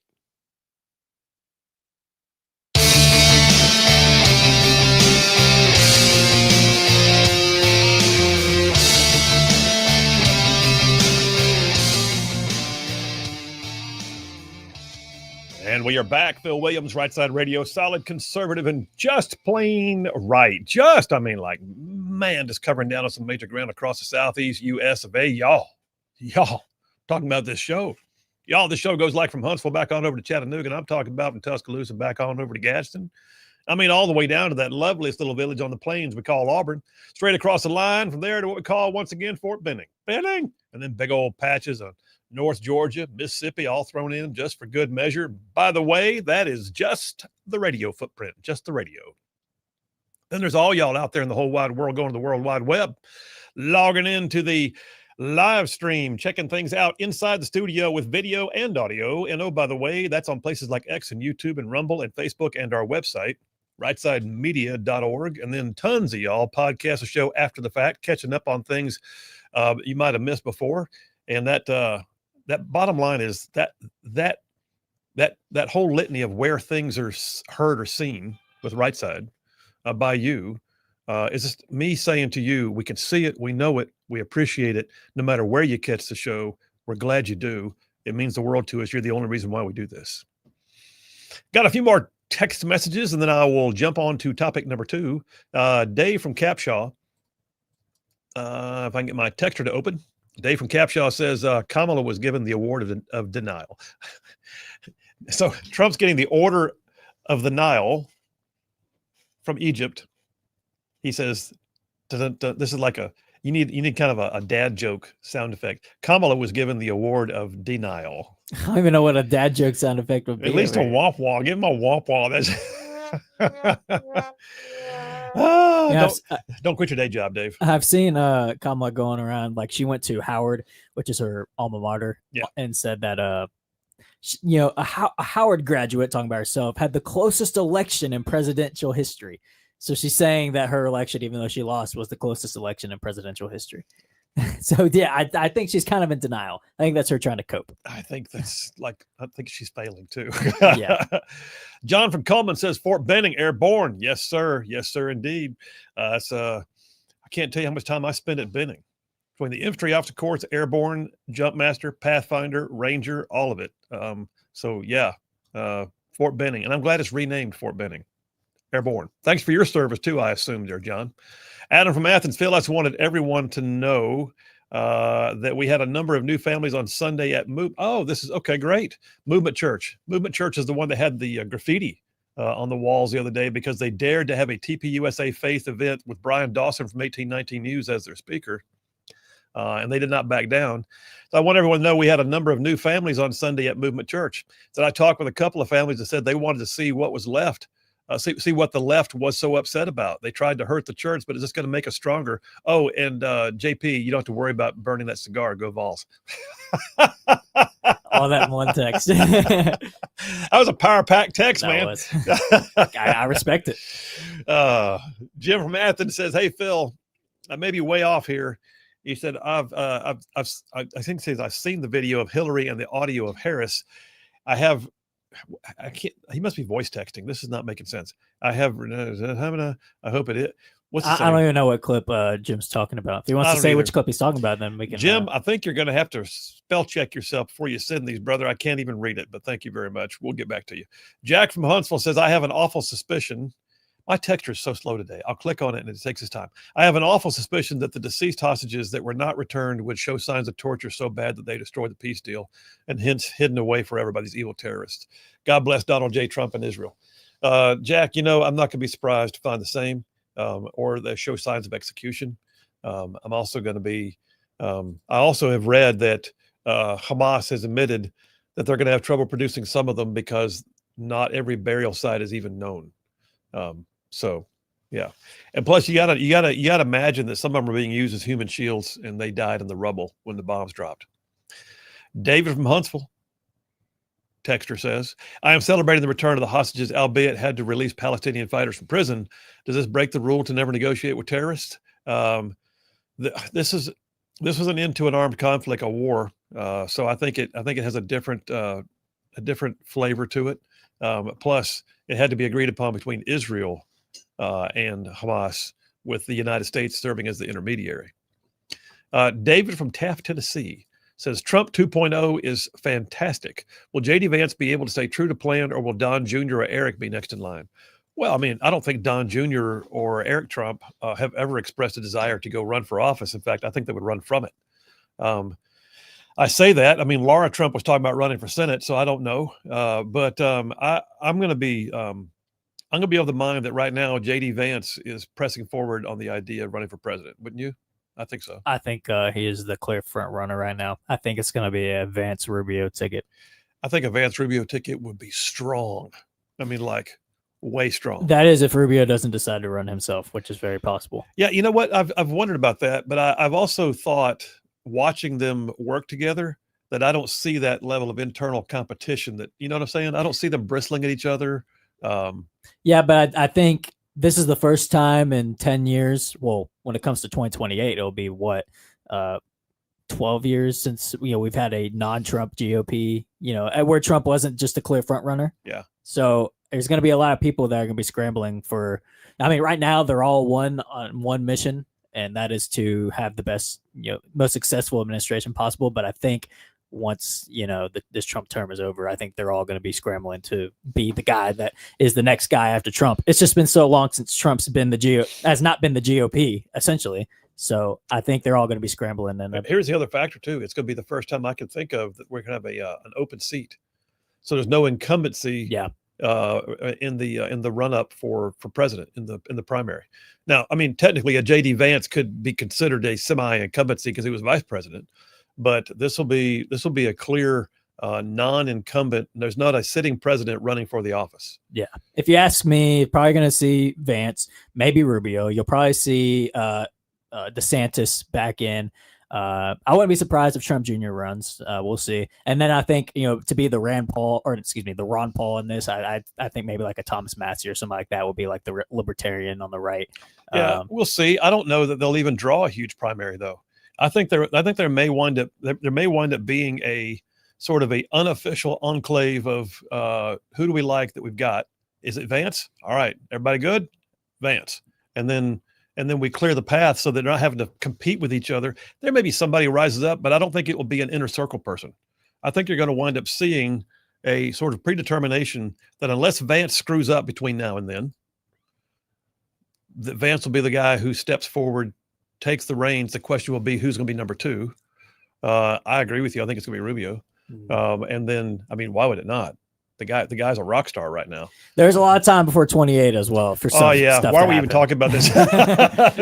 this is not. How did we do this? This is not even one of the dippers. All right, we're gonna switch gears here now. Oh, by the way, I got a text here. Jack from Huntsville says, by the way, are they paratrooper formerly calloused hands? Yes, they are. My calloused former paratrooper hands. No, they're not paratrooper formerly calloused hands. They're calloused former paratrooper. He hands. keeps his hands calloused. He keeps working. I do stuff. JT Lacey Springs says, why Dems can't accomplish anything? And he sends me a meme and it has a picture. Oh, okay. I like it. The characters from Wizard of Oz with the faces of Pelosi, Schumer, AOC, and who's the one? Schiff. Yeah. Yeah. Pencil neck. Yeah. Nice. All right. Listen, we're gonna jump into Dipper number 2. Who is Antifa? Are they real? There's a lot of talk about designated Antifa as a domestic terrorist organization, but just as much as the right, including me, believe that there is a semblance of organization here that deserves investigation, I'm of the firm belief that it is. There is a narrative from the left. Oh no. Oh goodness. Oh, stop it. Antifa's nothing more than an idea. Antifa's not an organization. They don't have hierarchy. They don't have funding. They're just a bunch of guys who, do social media and they do a little rave on the streets and they go back home and sit in their mommy's basements and they get mad and they talk to each other on the internet when they're playing games. No, I don't think that's true at all. I think that the Trump administration was right to designate Antifa as a domestic terrorist organization. And by the way, by having done that, by having created that designation, it opens up a panoply of things that can be done to deal with Antifa. Not the least of which is U.S. attorneys in the United States have now been directed to begin investigating the funding for domestic terror through groups like the Soros Open Societies Foundation. I'm going to bet that there are any number of organizations that receive the benefit of Soros's largesse as he gives away funding, knowing full well that what he's doing is funding civil unrest on the streets through Antifa, which is real and is not as disparately, or loosely connected as some would have you believe. I've got a copy right now of the designation by the White House, dated September 22nd, so it's right at about 3 weeks old. Antifa as a terrorist threat, executive order of the president from whitehouse.gov. Antifa, it says, is a militarist anarchist enterprise that explicitly calls for the overthrow of the United States government, law enforcement authorities, and our system of law. It uses illegal means to organize and execute a campaign of violence and terrorism nationwide to accomplish these goals. Anybody argue with that? Well, the left does. I don't. I think that's spot on. This campaign, it says, involves coordinated efforts to obstruct law enforcement of federal laws through armed standoffs with law enforcement, organized riots, violent assaults on immigration and customs enforcement and other law enforcement officers, and the routine doxing of and other threats against political figures and activists. Yes, it does. All right. So that being said, and I can keep reading it, but there's a longer description. The order is now being implemented. Because of the aforementioned pattern of political violence designed to suppress lawful political activity and obstruct the law, I hereby designate Antifa as a domestic terror organization. All relative executive departments and agencies, and that's the piece, that's the key. By this designation, he can then order all relevant executive departments and agencies to begin utilizing all applicable authorities to investigate, disrupt, and dismantle any and all illegal operations. The left will try to tell you this is an assault on free speech. There is no free speech in the violent uprisings we see on the streets of Portland. There is no free speech in bricks being thrown at ICE agents. There is no free speech in the assault on members of the media. There's no free speech in the constant stream of interdiction of law enforcement in the basically the pursuit of their duties. He goes on to say, especially those involving terrorist actions conducted by Antifa or any person claiming to act on behalf of Antifa, and for which Antifa or any other person claiming to act on behalf of Antifa provided material support. Material support. Okay, so it's not just Antifa. It's those that support their work, including the necessary investigatory and prosecutorial actions against those who fund such operations. That, my friends, is a game changer. Think back to the Summer of Love, with BLM rioters and Antifa joining in for fun, doing anything and everything they wanted to do, taking over. Remember the whole thing about Chaz and Chop? Remember that? They had whole sections of Portland, Seattle, New York City, Occupy Wall Street. They were doing the whole thing to begin basically saying, police are not welcome here. We control these streets. That's called anarchy. And they did it, and they did it unfettered. And nobody stepped in to say boo about it. You know why? Because Democrats are scared to death because that's their people. For the Democrats, those are their shock troops. For the Democrats, Antifa, those are the jackbooted thugs they need to advance their agenda. And so they turn the other way, and they don't look, they don't make eye contact, while Antifa runs around burning things, and they go over here and they say what Antifa stands for in their official capacity. Let's not forget that back in the day when the IRA, the Irish Republican Army, was a terrorist organization operating in Ireland, that it also had Sinn Féin, which was its political wing.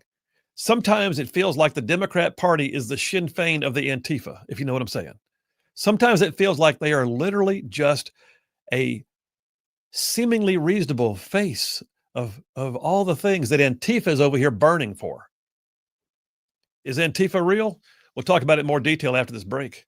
We'll come right back. Oh, the Antifa deniers are out, man. But I got receipts. Let's talk about it. Phil Williams, Rightside Radio. We'll be right back.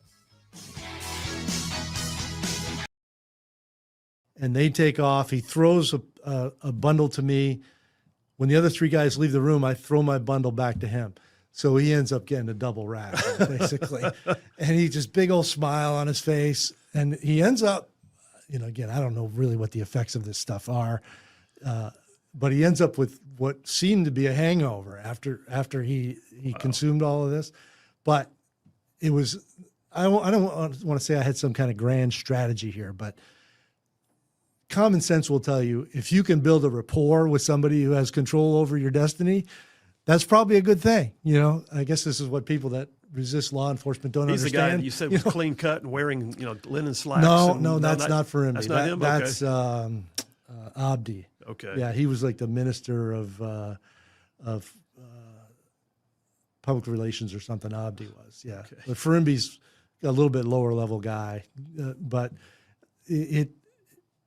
basically I won him over. And in fact, once the Red Cross ultimately visits me, they come out describing what they call the reverse Stockholm Syndrome. Stockholm Syndrome is when, as a prisoner, you start to sympathize with your captors. They called it the reverse Stockholm Syndrome, where my captors were sympathizing with me. Oh, okay. And again, that's probably just one of the things that I had tried to do to build that rapport.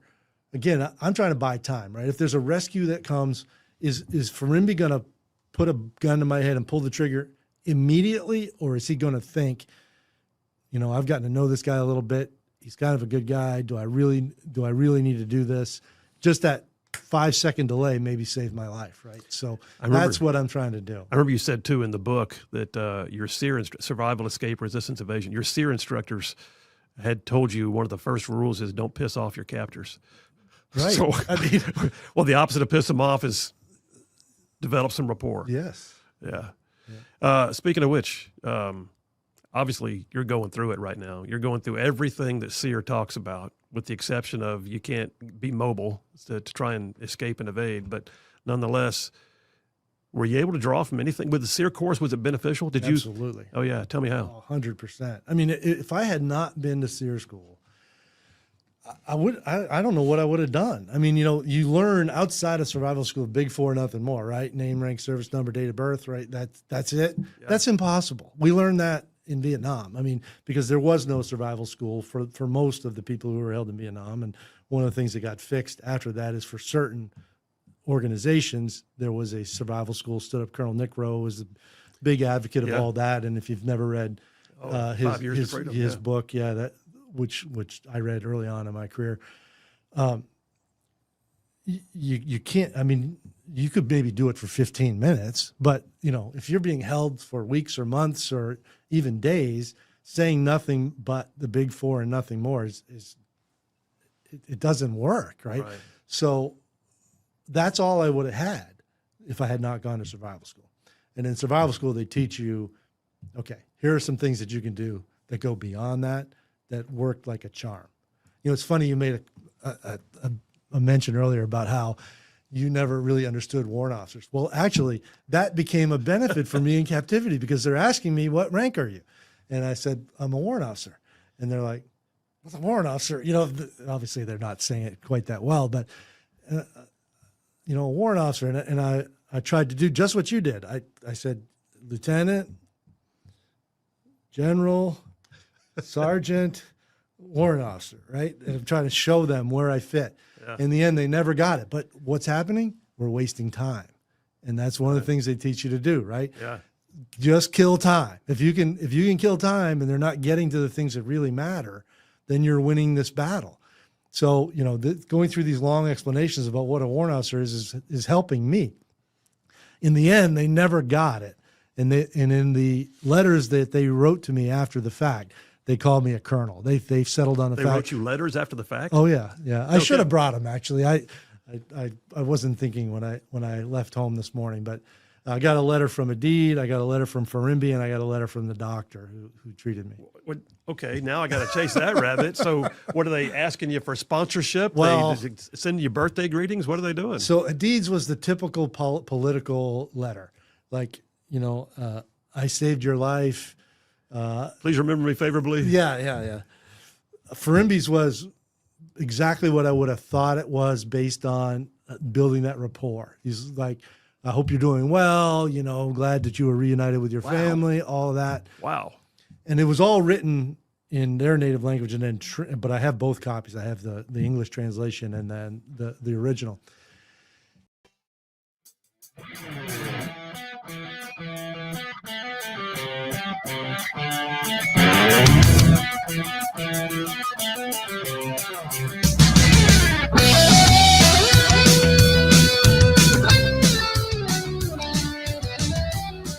And we are back. Phil Williams, Rightside Radio, solid conservative and just plain right. Just making common sense like a superpower. Got a couple of texts, and I'll go back to my content. Jeff from Indiana says, Phil, I think that we should deploy psychotherapists to Antifa rallies. Because this is a self-hating group. If they're anti-fascist, they're basically Nazi brown shirts, and they do the exact same thing they did when the Nazis were in power. Okay, I get you. See how he twisted that? That was interesting. Jeff doesn't he tells us the way he thinks. Straight up. Tom from Decatur says, I thought that the demonstrations of the Occupy Wall Street protests would evolve into Antifa-like violent anti-American terrorist groups in the future. And then it seems to me they were supported by left-wing extremist groups then too. Yep, indeed. So I've got a piece here written by Jonathan Turley. Always provides solid stuff. This one came from The Hill, came out over the weekend. And he points out something. He says that roughly 70, I didn't know this, but he said roughly 70 years ago, FBI Director J. Edgar Hoover famously declared there's no organized crime in America, meaning the mafia. He was a mafia denier, which is kind of weird because the mafia was very much there. Many have speculated, he said, on why Hoover maintained that stubborn denial. Some say he was trying to avoid a political embarrassment because this large criminal network was still operating and he couldn't do anything about it. Who knows? But Turley then took that as an analogy and said, there's a Hoover-esque willful blindness right now about another violent group, Antifa. And then he points out Representative Dan Goldman, the same guy I was on the other night with on CNN, who just struck me as a guy who will say anything. And it seemed very hollow. Did you notice that? His comments. Oh yeah. No, I think I texted you. I was like, he just seems like a soulless, like everything. There was no life behind his eyes. He was just regurgitating. It's like he was created in a lab by the Democrats to just regurgitate Democratic talking points. It's like, is anybody there? You know, but I feel bad for him. I mean, he doesn't seem like a very happy person, but no, in fact, he never looked like he believed what he was saying. Yeah. Either. He's just, you know, and then whenever you pressed him, it was like the, yeah, you know, like, he got a deer in the headlights. Yeah. But anyway, Representative Dan Goldman, the same guy we're talking about, recently said, just name me one member of Antifa. Like that means something. Okay. How about this? Kyle Benjamin Douglas Calvert. You know who that is? He's an Antifa guy who bombed the Alabama Attorney General's office just a couple years ago.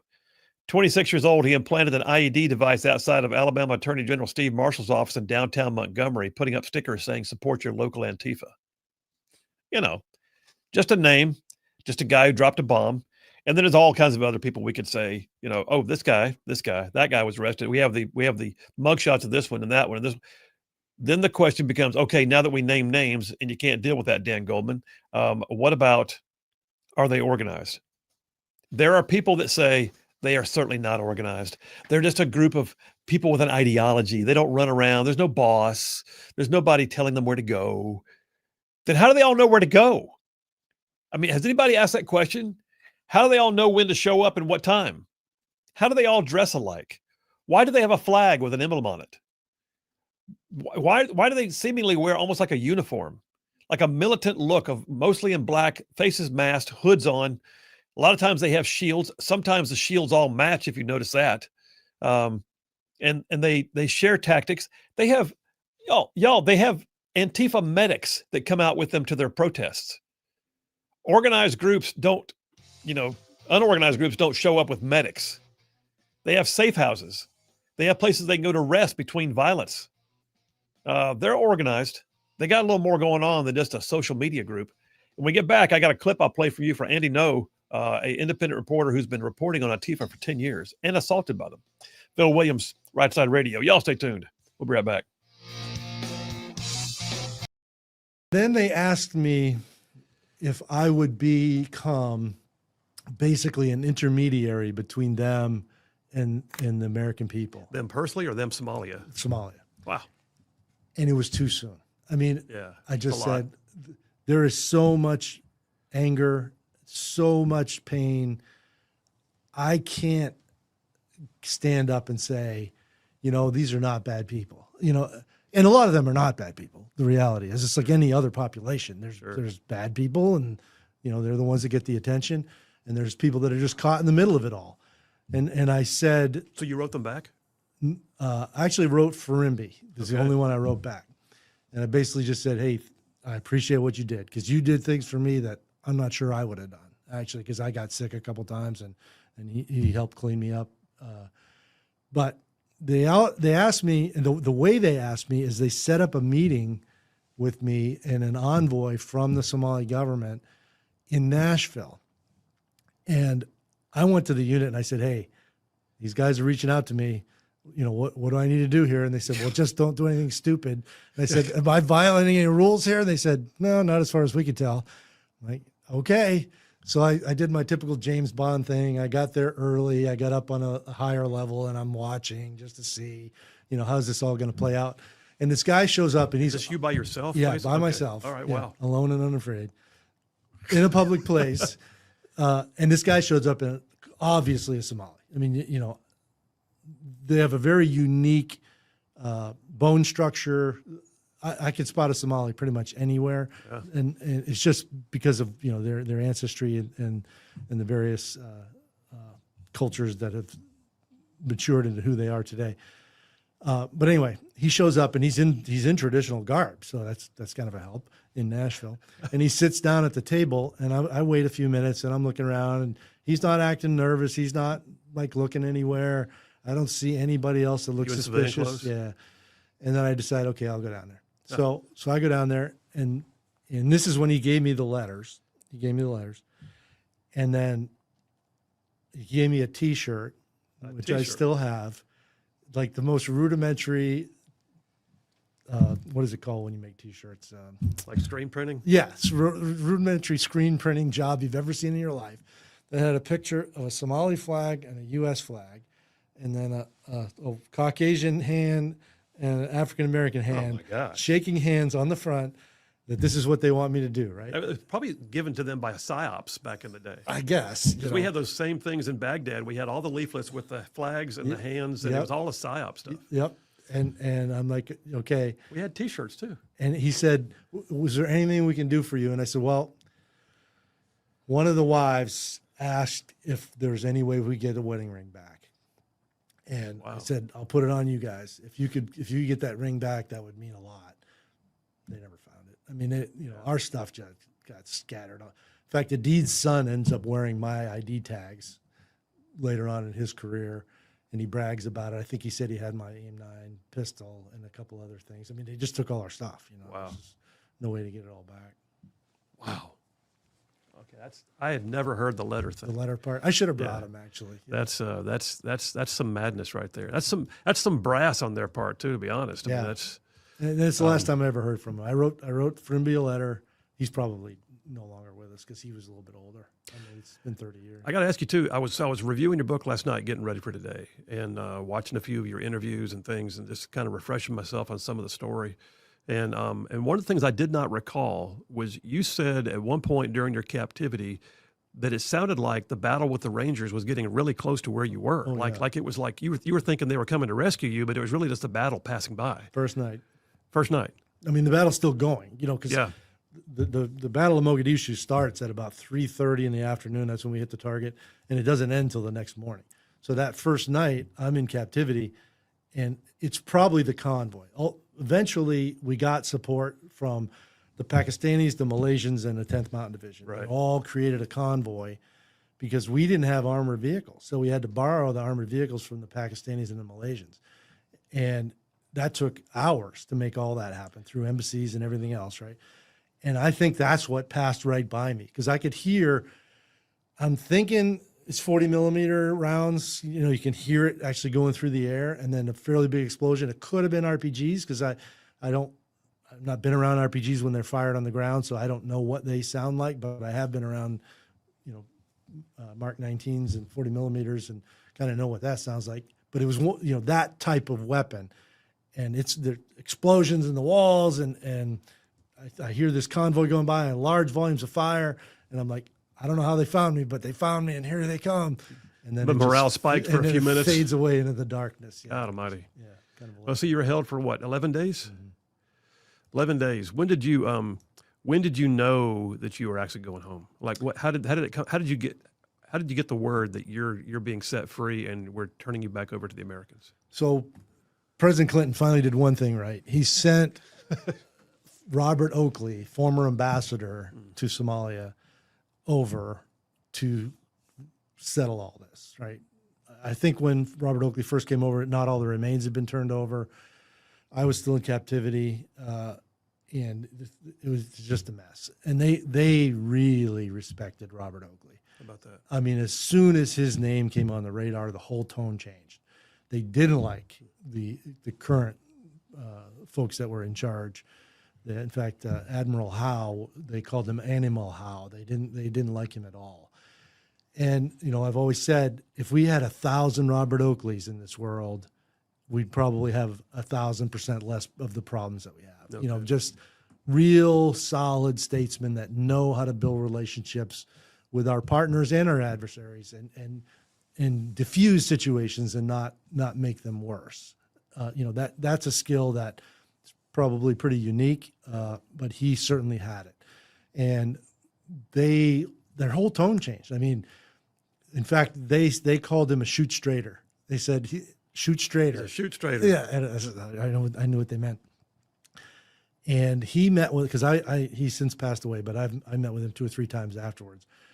And he I hope I'm not getting too far off your question here, Oh, but you're fine. he basically said, and he went in without armed security. He went in with one other person, no weapons, to meet with the Somalis. And he said, you got two choices. You either let him go unconditionally or you don't. And if you don't, All the issues, and oh yeah, like the dude just said, solid, conservative, and just plain right. Well, welcome to hour number 3 on a Meatloaf Monday. Yeah, baby. So we're talking about Antifa right now. And JP just reminded me of something. I didn't realize this was a anti-ICE protest. But the thing, there's a video. Nick Sortor has it on right now on his Yeah. X feed. Ugh. Okay, caution, caution, caution. Have a barf bag with you. Yeah. So apparently, a large number, and when I'm talking about hundreds, a large number of anti-ICE protests, many of which are probably Antifa protesters, decided to do a nude. They call it a die-in because they're pretending they're dead as they block the roads. We're talking about a whole lot of nakedness. Like, this is nothing but an opportunity to be deviant in public, is all this is. It's only an opportunity for them. I mean, these are the same people that, smoke meth on the sidewalk because it's decriminalized in Portland, and have sex in public because nobody's going to do anything. Like these people are just gross. So unfortunately, but that. They just look for any reason to be gross like that. What does that do? Like driving by on a bicycle just naked from what does that do for your cause? I Does got nothing. news. That's probably hazardous too. Just tell you what I was going to say. You think? Yeah. But they point out here in the X post that I'm looking at that Portland is even allowing it, and then saying, remember, this is the blank you vote for when you vote Democrat. This is what happens. This is what happens to some of these blue cities. They just turn into complete goat rodeos. I mean, this is a circus. It's like Sodom and Gomorrah. It's just unreal. All right, so we were talking a minute ago about Antifa, which technically we still are, but the Antifa, the violent Antifa that we're talking about, there's a push right now by the Trump administration to track down not just Antifa's organization and infrastructure, but also to begin looking at who is funding them, who is giving them safe haven. I've got a piece here. Here it is from the Independent. Phil, did you go to the Independent? I did. I go these places again, so you don't have to. But Katie Daviscourt, who works for the Post Millennial, you may have seen her, young, petite, blonde, independent reporter working for the Post Millennial. I say independent. She works for the Post Millennial, but she was assaulted by Antifa at a recent protest. She's been covering it for a while. One of them had their Antifa flag on a pole, reached around and swung it at her like a bat, she said, cracked her right in the eye.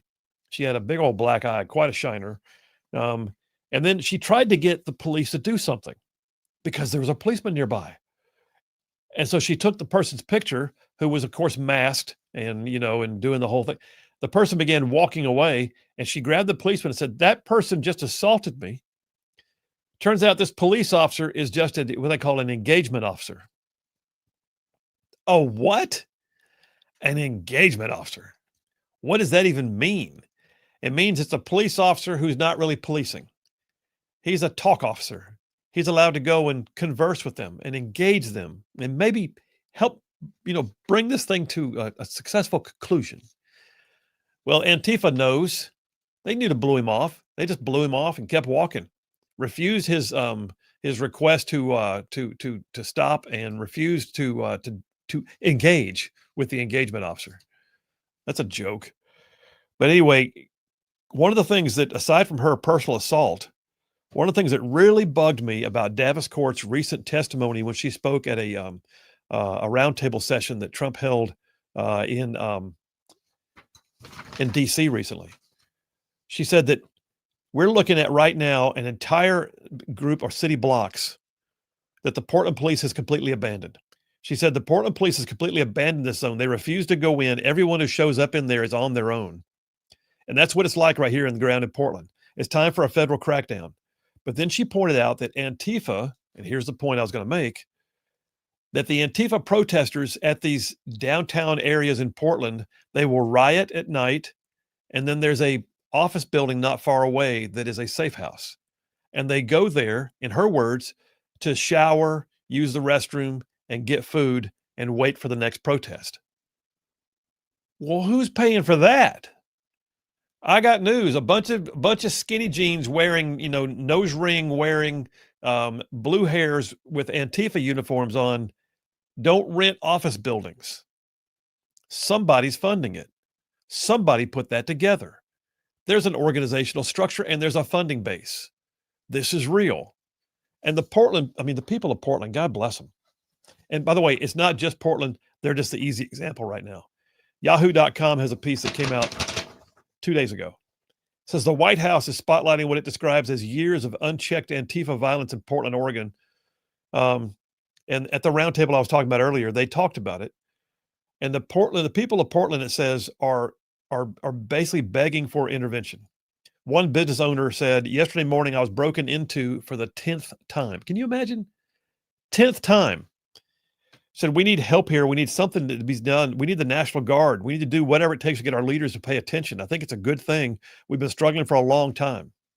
Now, veteran journalist Andy No, it's spelled NGO. You may have seen him before. He's an independent guy, does great work on the streets. He goes into the mix wherever they are, and they hate him. You know why? Because he shows the world what they do, and he gets up close and personal. Andy No himself was actually assaulted pretty severely. I think he was put in the hospital for it. I've got a piece right here. It's a little bit longer than normal. In fact, I may wind up stopping it at some point and commenting. It's about a 2-minute clip. This is Andy No in a recent interview on Fox talking about Antifa being real and why he knows they're real. Play it.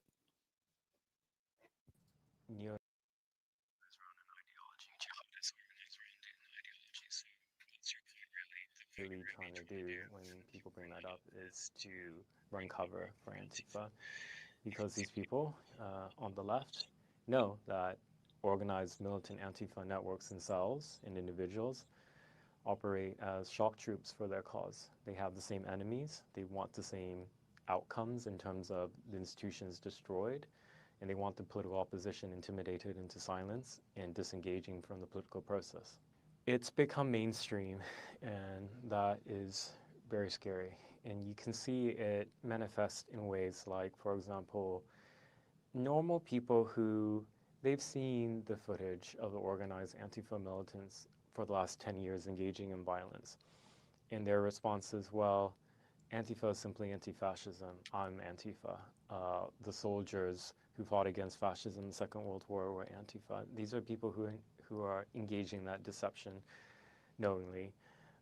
I would say that part of that same type of depraved worldview, philosophy, gives rise to people who celebrate the killings of people, like those who celebrated after Charlie Kirk was assassinated, those who celebrated and danced after the United Healthcare CEO was murdered, and those who call for myself and others to be assassinated. It was bittersweet to me because I lost my dad earlier this year, and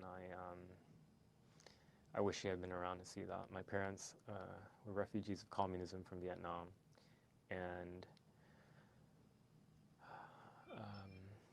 I don't know how they would take it if they knew the full extent of far-left militancy in America. Wait, stop it there. And that they raised the son. Stop it there. What he's basically saying is, my family fled communism. We understand. Basically, I'm paraphrasing here, but we understand what it means to have militant side to that radical base, that militant side that actually does the acting out, that militant side that then gets an excuse, a buy, even a denial, if you will, a plausible deniability. We don't know who they are. They're not real. Please. I mean, everybody knows Antifa is just an ideology. And he points out the Nazis rallied around an ideology. Al-Qaeda rallies around an ideology. And it doesn't matter that they don't have an office building with their name on it and a big sign. They can still be semi-organized or even fully organized, and they can still be funded, even if they're only funded in cells. The reality is, if they are funded in cells, they're still funded. Somebody's paying for the pallet of bricks. Somebody's paying for the shields that all match. Somebody's paying for the social media platforms and the other things that get set up that put the messaging in place so they can all get the signal when to show up at the next rally. Somebody's getting the office building for them to use as a safe house. Who's doing this? And I think we're going to find there's a network right now funded by things like George Soros's Open Society Foundations that gives to these organizations that then give to other quote unquote NGOs or non-governmental organizations that then funds Antifa. Can I just say too, he mentioned it in the clip. Antifa's trying to post pictures of like the guys storming the beaches in Normandy, saying that these guys were Antifa. Please. I mean, I'm sure we all have a family that served in World War II. I know my great grandfather did. My great uncle was actually a prisoner of the Nazis, had to be saved by the Soviets. Can you imagine what they would be called in today's society? Like the men of 1940s America would be called sexist, racist, homophobic, violent Christian nationalists because they went and fought for their country. These people, like the men who stormed the beaches of Normandy, were not pro-communism. They weren't Marxist communists who hated Western civilization like Antifa of today is. So they're trying to use that as, like propaganda almost to say, well, the earlier men of America, they were Antifa. So, no, they weren't. Okay. Antifa is communist Marxists who wanted to destroy America. That's what it is. Absolutely. Absolutely. Good words. The last thing I guess I'll say on this, maybe the last thing. Well, nope, I take it back. I got a few more things that I'll say about it. I'll tell you what, I'll hold it to the break. Let's take the break right now. We'll come back from this break, and I'm going to get into the claims that just the MAGA media, which I guess I'm part of the MAGA media, the MAGA media is out there trying to just, create something that's really not there. We'll talk about it. Is Antifa real? Oh, I think they are. Phil Williams, Rightside Radio. We'll be right back. To come find them eventually, and we're going to bring everything we got.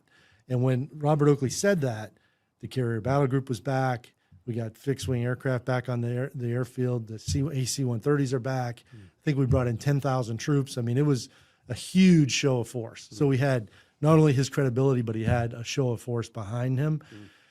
And the Somalis had damage control to do, because I think one thing that people miss is that, it's horrible what happened, but it also negatively affected the Somalis from a global perspective. People are looking at them as these people are savages. Right? Why would we want to do anything other than eliminate them? And so they knew they had damage control to do. So they're smart people. They understand the politics of all this. They understand how to control the media, all these things that we probably don't give them enough credit for. They realized it's in our best interest to let him go. And they did. Within 48 hours of that meeting with Robert Oakley. I didn't really, another thing they teach you in school is don't get your hopes up too high, because it's really easy for things to fall apart. Yeah. And then emotionally, you're not home till you're home. You're devastated. Yeah. So I the rumblings started happening that, hey, I'm going to get released, but I just it's another day. I just got to get through another day. And I was actually sleeping when this Nigerian prisoner was brought in to my room, and that dude was happy. I mean, I think he had been like chained to a wall for a long period of time because he was not injured. And he obviously got word that he was being released as well. And then a Red Cross doctor came in, and when I think I finally thought this is probably real is when he gave me the morphine, because he had morphine. And up to that point, I'd been all they had was aspirin. They had nothing else. And at that point, I realized, okay, if they're giving me morphine, that something probably is going to happen. And then it was bizarre. All I can think of is Coming to America, Eddie Murphy. These three dignitaries from Kenya, somewhere else, all come in with their traditional garb. They're drinking tea in the room, celebrating this release. And then they show up with a litter, put me on it, and take me out in the street. And the media is already all out there. That's why it was all broadcast live on TV. They already got the word that, hey, he's being released, and they're out there filming the whole thing. That is a wild story. And the details of it are they still pretty fresh? Yeah. I mean, you're I don't volunteer to talk about it, but if I'm asked to talk about it, I talk about it. And so that's been about 1,000 times. And so I'm sure there's a few things that I'm probably losing focus on, but I think I pretty much remember all of it. There was a scene in the movie with a little bird flying overhead while you're still in captivity, broadcasting over a loudspeaker, Mike Durant, "We were not leaving behind." Was that accurate? It's accurate in that I heard it. That's what they said, but it wasn't a little bird. It was a Black Hawk. Okay. And the voice was actually a good friend of mine, Dan Gelata, who we're still pretty close. I'm his daughter's godfather, actually. He was the Starbird shot down, and it was his voice, and I still got it. I get a chill every time I think of that. I mean, this has just been a horrible experience at many levels, and you hear your friend calling to you from the sky. I mean, just incredibly emotional. I would say the Somalis heard it too. Oh, they did. Yeah, they absolutely did. And then music. I mean, they were playing music. There's a tactical purpose to what they were doing that I won't get into, but it wasn't just for entertainment value. And I heard the music as well. How about that? Yeah. With a certain song? Well, yeah. And I'm not sure I'm 100% right on this, but I went with Hell's Bells because I think that is the song that I heard. And a funny story, again, I don't want to keep going down That's all right. these rabbit holes, but we're finishing the book, and there's a lot to finishing a book, and it's primarily getting all the pages right so the chapters end up in the correct locations. It's more to it than the average you person forward would and think. back from other missions too in the book. Yeah, which again, that's a Tom Clancy thing, which I thought was kind of cool, and that's what I wanted to do. Yeah. And we're about to go to publication, and they say, "Hey, we need the rights to Hell's Bells because we got lyrics from Hell's Bells in the book." And I said, "Well, how am I going to get that?" And they said, "Well, we've tried to contact AC/DC's lawyer, and he's not responding. Will you call him?" So I call him, and I'll never forget this guy's name. Handworker is his name. Stop it. That's his He name. got beat up a lot as a kid. So maybe you got to give him a little bit of latitude on his response. And I said, "Mr. Handworker, my name is Mike Durant. I'm writing a..."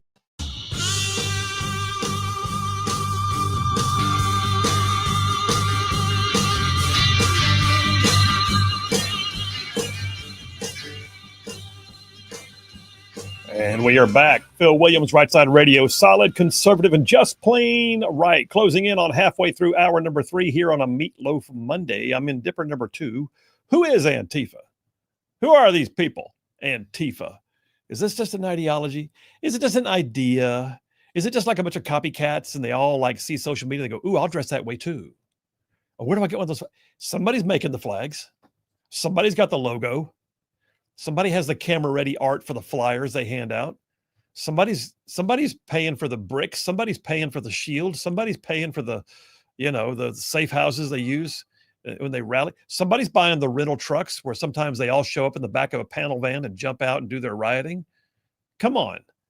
This is not just some, unhinged group of occasionals who show up and meet each other on the street. They go, "Hey, didn't I see you in Seattle? Yeah.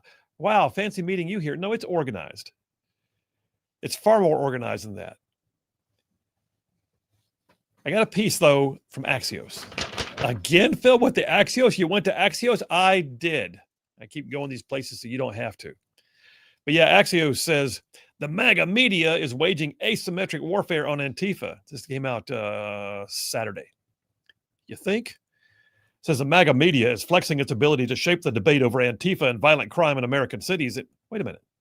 They put Antifa and violent crime in the same sentences.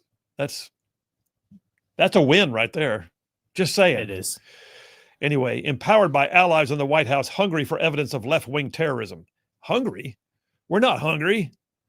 We're sick of it. We've had our fill. We are not hungry for it at all. We want it to stop. Anyway, why it matters, it says the Trump administration is using clips of violent street clashes. Okay. Paired with testimony from MAGA-aligned reporters. Okay. To depict Democrat-led cities as engulfed in chaos. Okay. What's their point here? So in other words, if you just turn the camera on and show what's actually happening, then that somehow is not correct. That's biased information. Like they're trying to depict that they're just literally showing what's happening. we talked about it once before. You know why libs of TikTok became famous, right? Yeah, because they were showing what libs were doing, what they were saying. That's it. Because they were literally just showing with lib stuff. Hey, here's a lib saying this. Hey, here's a lib doing that. Hey, here's a lib. And the libs would freak out. How dare you show our things? Yeah. How dare you hold us accountable? You showed your things. Yeah. I just showed the rest of the world your things that you already showed.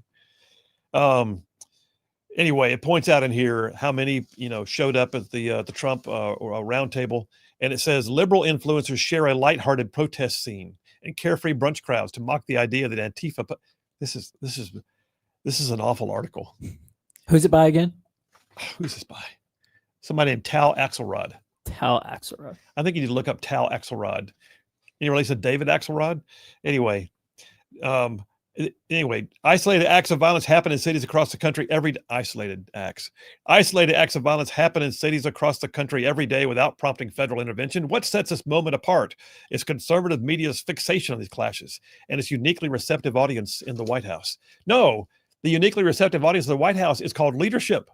Somebody who's finally saying, you no longer get a pass. You junior thug, you no longer get a pass. You in mommy's basement, sitting there with your keyboard courage, stoking things up, you no longer get a pass. You group who all rode together from one city to the next to bring your protest and your violence, and you showed up with shields and pepper spray, and you assaulted police officers, you no longer get a pass. That's what we're seeing. By the way, this is Tal Axelrod right here. Oh. And his picture said, or his caption on his or bio on his X says, covering the conservative MAGO ecosystem from Axios. I think Tal got beat up a lot as a kid. What do you think? Probably. Yeah. Does he have his pronouns on there too? No, but he does say he's not related to David Axelrod. Oh, he does. Yeah. Fox News has a piece, Dateline last Friday, calling it Riot Inc. I like that. This is Riot Inc. Incorporated. It's incorporated. The Trump administration is intensifying its efforts to trace the funding behind Antifa and other protest movements, pursuing what officials describe as a coordinated campaign to expose the nonprofit and dark money networks. Yeah, I mean, listen, here's the end result of this. The article here from Reuters clearly identifies one of the known bad guys in all of this.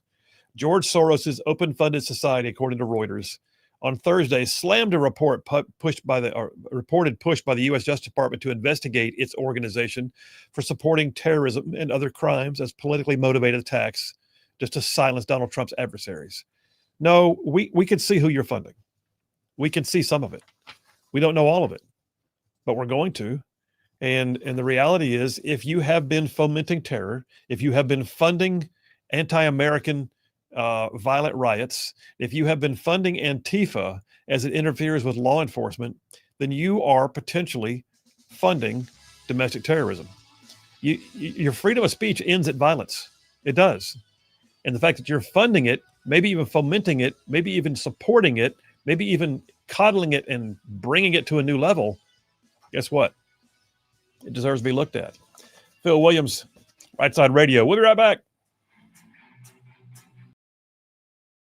And he says, cuts me off.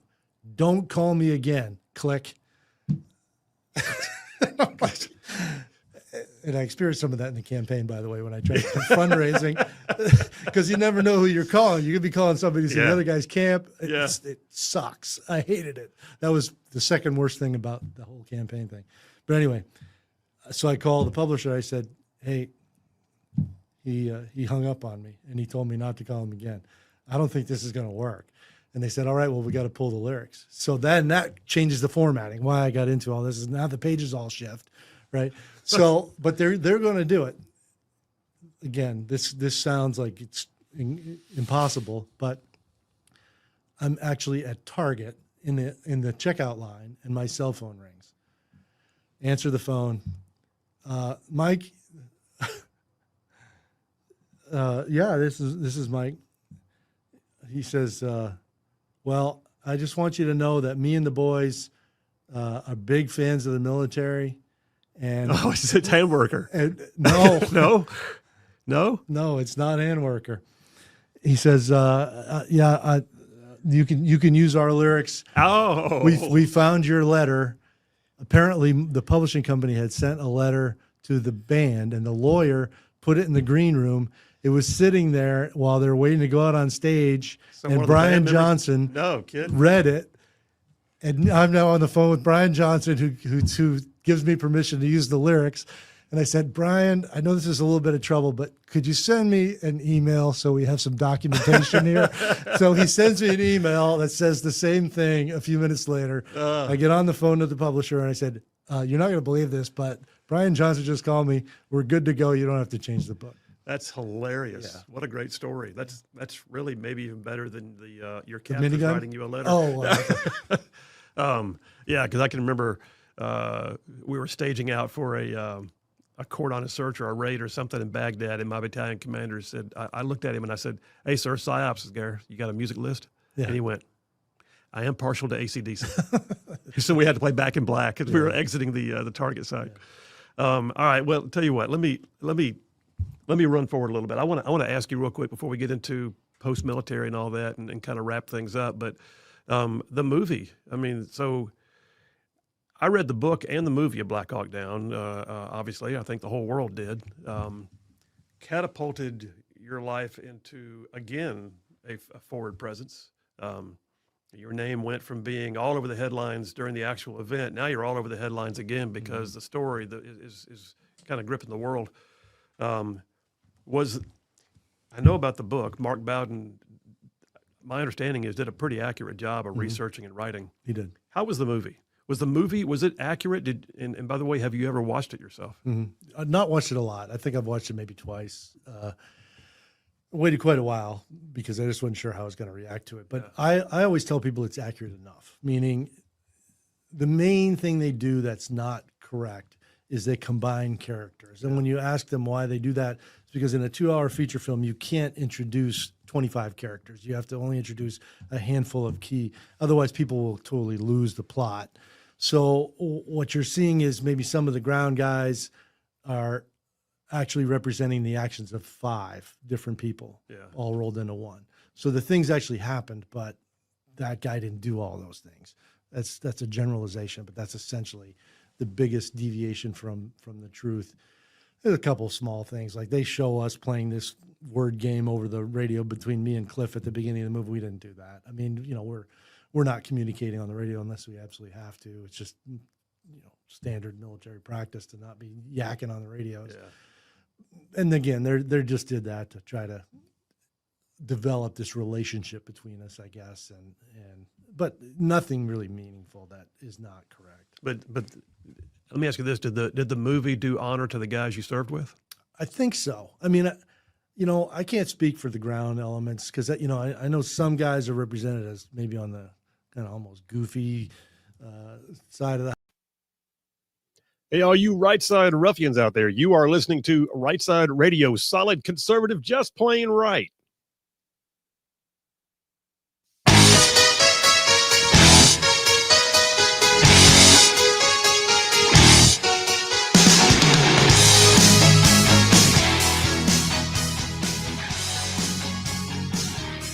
And we are back. Phil Williams, Right Side of Radio, solid conservative and just plain right. Just covering down on some major ground across the southeast U.S. of A. Y'all, I'm talking about this show. This show goes like from Huntsville back on over to Chattanooga. I'm talking about from Tuscaloosa back on over to Gadsden.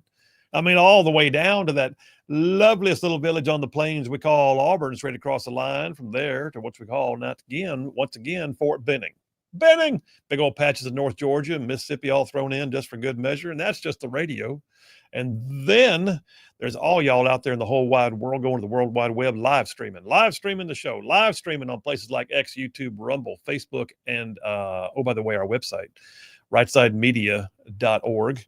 And then all you podcasters, what's the number right now on podcasters? Where are we at? 300, I'm going to say 357,000. What do you think? Let me pull that It's up a for you. lot.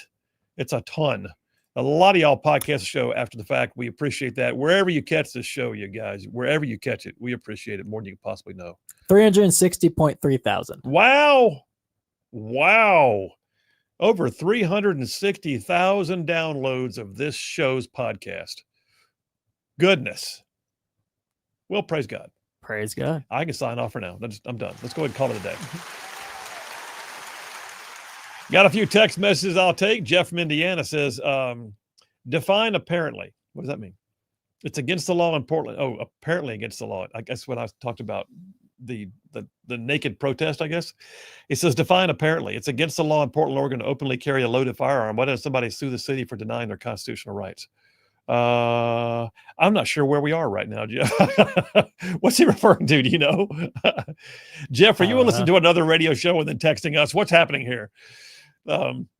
Steve from Huntsville says, Colonel, if Antifa actually ran into a group of America-loving rednecks, black and white, because I live in the real world, they would find another hobby real quick. There's a reason they operate in the areas they do. There's a video of Antifa trying stuff in Savannah, Georgia, and a pickup truck throws a smoke bomb out of the window to get them out of the road, and they started hitting his truck with bicycles and sticks. He just got out with a pistol, and you can tell he had training on how to approach a group. They ran away. Roll Tide. Tennessee sucks. Great text. You know what? That almost begs that comedy clip you had a minute ago. I could see that in response to Antifa. You know what I'm talking about? I do. Can you pull that up again? We actually got demonetized from our last live stream. We played it Stop because it. of copyright for playing that clip. Well, dadgum. So How we wrong can, is that? we can, but just a heads up that it'll get Gee, demonetized. Manetti. All right, You locked too, out man. because we played something entertaining. John from Harvest says Antifa is anti-fascist the same way that Democrats' People's Republic of Korea is actually a liberal democracy. In other words, not at all. John, spot on. TL from Huntsville says, I missed a portion of this dipper while on the road, but in case you did not already mention this, Glenn Beck's Wednesday night special this past Wednesday followed the money trail on numerous corporations and organizations that funnel money to Antifa groups. It is jaw-dropping. I have not seen that. Have you seen that? I have not either. Do you listen to Glenn Beck stuff? No, I need not to go. I regularly. need to go find that one. That's okay. Thank you, TL. I'm on it. Joe in Tennessee says, Cackler. Oh, that's Kamala Harris. Yeah. Cackler is the Democratic challenger to Foster Brooks. What are we talking about right now? Do we know what we're talking about? Who's Foster Brooks? Don't know. Okay. It's probably a nickname for somebody else. I guess. Well, it says Foster Brooks is an American actor and comedian, but he's from like long ago. So I don't know. I don't know what we're talking about here. Joe C., we have no idea what you're talking about, but thanks for texting. We appreciate you. All right, listen, I gotta do a quick update. I'm not going to make it into my third dipper adventure in woke world. I'll save that for tomorrow, but I do got to give you a quick update. So today we had the breaking news of the Middle East peace accords being signed between Israel and Hamas. Basically all the remaining living hostages were returned.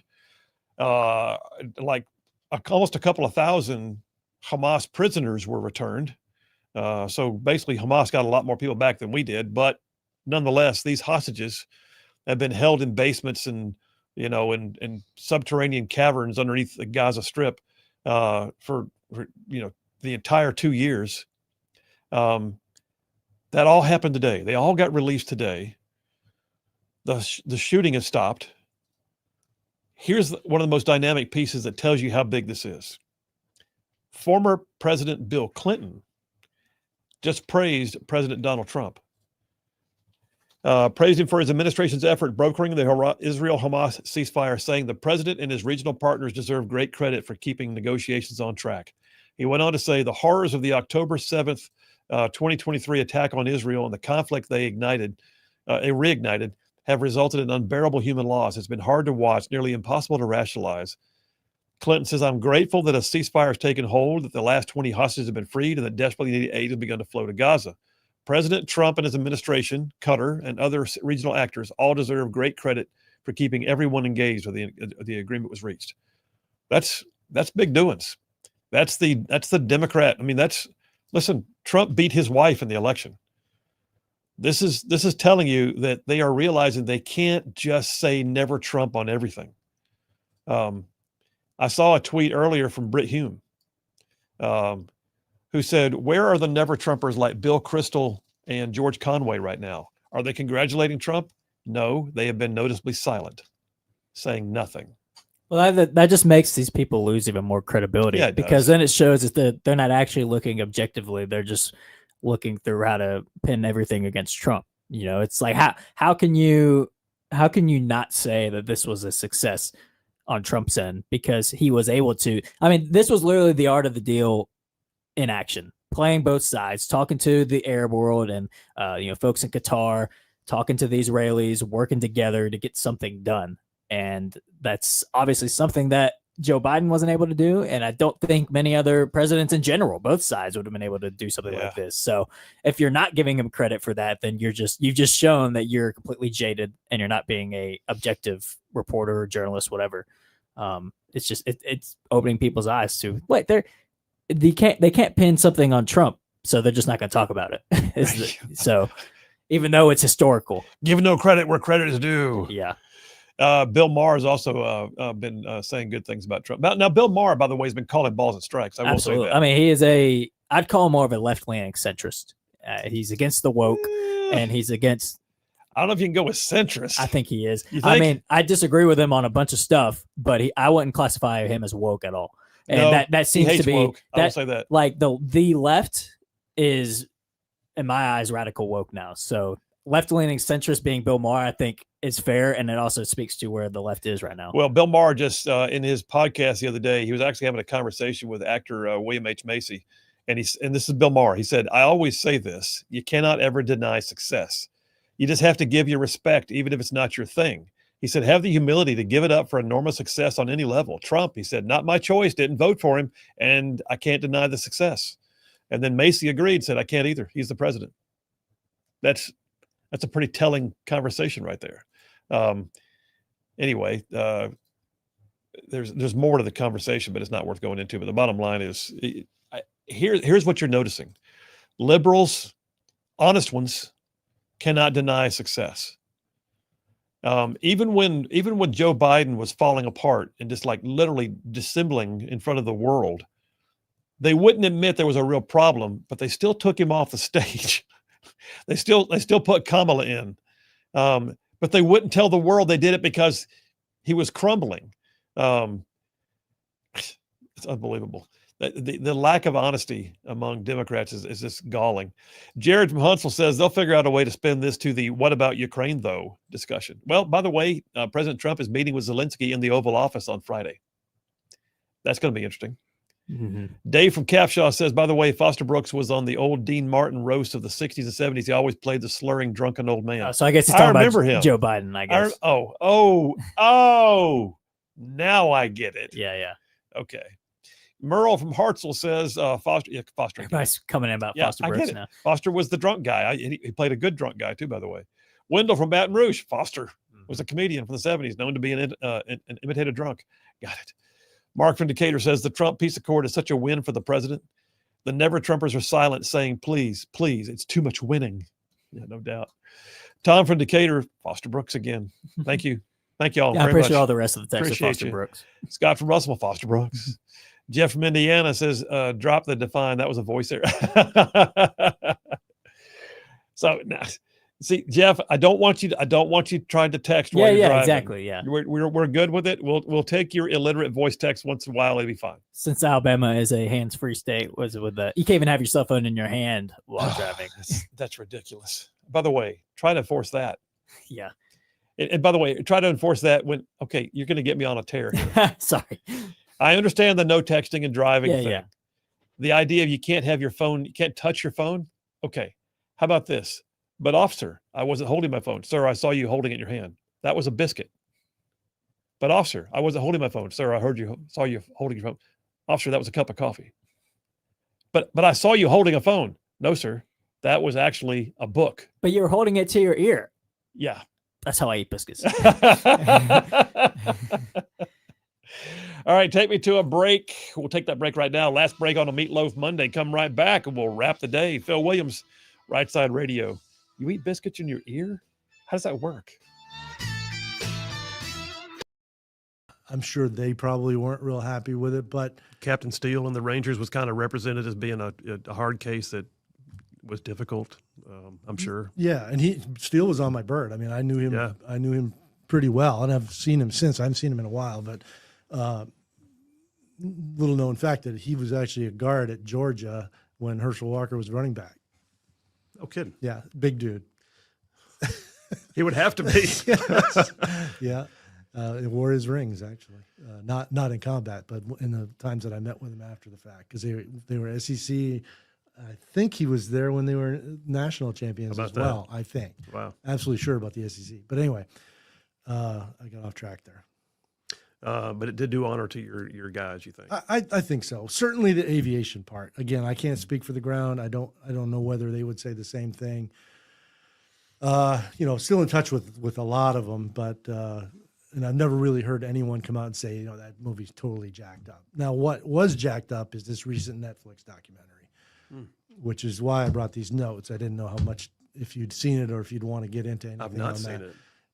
The spin they put on that is just, to me, unacceptable. I was pretty upset. Spin in which way? They basically make it sound like we're the villains. I mean, not Oh, okay. come right out and do that. And really shocked me. Wait, who made it? Was it Netflix, you said? Well, it was made for Netflix. So I'm thinking, okay, I mean, it's going to be high quality. They're going to have a good budget. And it, generally speaking, should be pro-U.S. because I think the one thing it does is it tells the political story accurately. Well, the Netflix documentary does not. And Because there was a lot of politics behind the scenes. 100%, yeah. I mean, y'all were into mission creep. You were into not being supported. You had the AC-130s that were pulled. You didn't have overhead cover. And then, getting the conventional forces in there for the rescue. Yep. We could go all day on the politics of this mission. And, the problem was I don't have editorial authority on this Netflix piece, right? Sure. By the way, it was #1 globally for a week. That's how popular it was. I mean, because I called them afterwards, and the producer guy that I worked with, and I said, hey, man, you guys got this totally wrong. And So you did call him.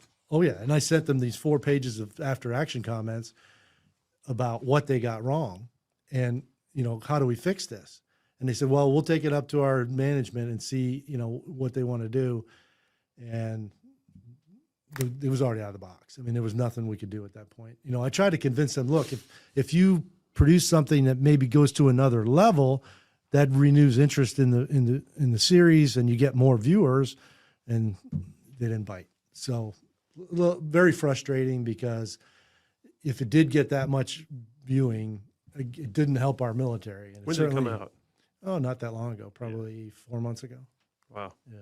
But it was probably filmed over a year over ago. the last year Over a year prior ago, to, we could talk politics again on that. You know where I stand, I know where you stand. Yeah. But there was so much in the last 4 years, I think, where it almost like there was an effort to make sure the U.S. didn't look good. Right. Like we can't possibly let the U.S. look good, even though we're the U.S. And my comments to them were, in the end, I haven't seen too many Somalis over here to keep any of our people from starving to death. Wow. It was pretty upsetting. And, they didn't even mention that Randy and Gary got the Medal of Honor. I mean, it was just, I don't know. Well, listen, so I think, and I'll just say it from me personally, I think aside from everything you went through, and aside from your career, which was very specialized, very unique, very mission capable, I'm sitting here feeling rather impressed by the fact that you came home from that and didn't retire. You stayed in uniform. In fact, you stayed with the 160th, didn't you? Right, for 8 more years. I mean, I think I'll be honest with you. I think that some people would have come home and said, "I did my thing. Go ahead and medically discharge me and give me the paperwork. I'm out of here." So, what was the mental mode for you to say, "No, this is where I'm staying, and I got 8 more years in me"? It was who I was, and I guess I didn't want that mission. Already took away my crew, my friends. I didn't want it to take away who I was. And, if I could get back to that same point in my life, which I loved. I mean, I loved what I was doing. Wow. It was my Super Bowl. It really was. I mean, when you got Delta Force on your aircraft and you're going in to hit a target that has national significance, I mean, that's pretty freaking cool. And Half of the earth with the doors open. And I was getting paid to do it. I mean, it went so far from, that first flight over Mount Washington thinking I could get paid to fly a helicopter.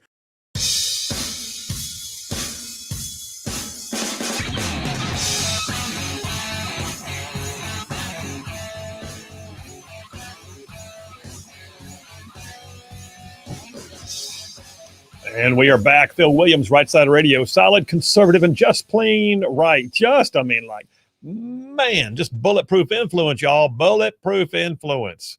Joe in Tennessee reminded me again that Foster Brooks was a comedian, but he also says he was a teetotaler comedian who played a drunk better than a real drunk. And then he says, YouTube is your friend. Roll Tide. Nothing sucks like Big Orange. There we go. I love it. Big Al from Harvest says Jimmy Carter was the president, hostages were taken. Ronald Reagan became president, hostages were free. Joe Biden was president, hostages were taken. Trump became president, hostages were freed. Coincidence? I think not. Big Al, nice summary. Appreciate you. Grades are in. John from Huntsville says JP gets an A- for his just okay performance, which means today's winner is obviously Phil Williams with a perfect A+ for his absolutely flawless performance and his spot-on comments. Congratulations, War Eagle. I think I know why I got an A-. You deserved it. No. Seems like bias grading here. Oh, well, let's go to the phones. Is that him? Jeff Rowe from Indiana. Hey, buddy, how are you? I'm in Kentucky, man. I'm in the bluegrass. Lord, I'm good today. You are hammered down. That's good stuff. Good. Glad of it. That's right. Well, what do you think about all this peace deal, man? You're not gonna like what I got to say. Okay, what you got? But yeah, I mean the hostage thing. They should have never negotiated for hostages because this war would have been over with a lot sooner, and a lot more people would have been alive if they had not negotiated with these people and just basically said return the hostages now or you're going to die. Virtually. Well, they did say that. They said return the hostages or we're coming in, and they went in and they've like turned half of Gaza into a parking lot. Yeah, but the thing about it is they went in kind of timid, I guess you would say, as far as because they wouldn't want to kill the hostages. This war cost what was there 200 hostages, something like that, I guess, at the beginning. Yeah, it was. I think it was like close to 220. But they got quite a few of them back over time. Some were rescued over time. Others were released over time.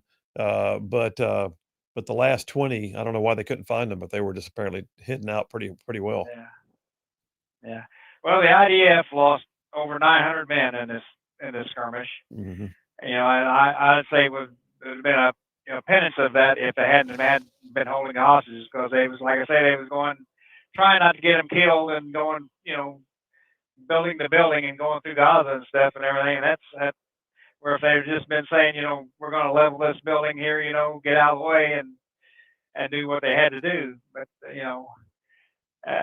wars are not fought like they, used to be. We killed over 250,000 people in 2 bombings in Hiroshima and Nagasaki.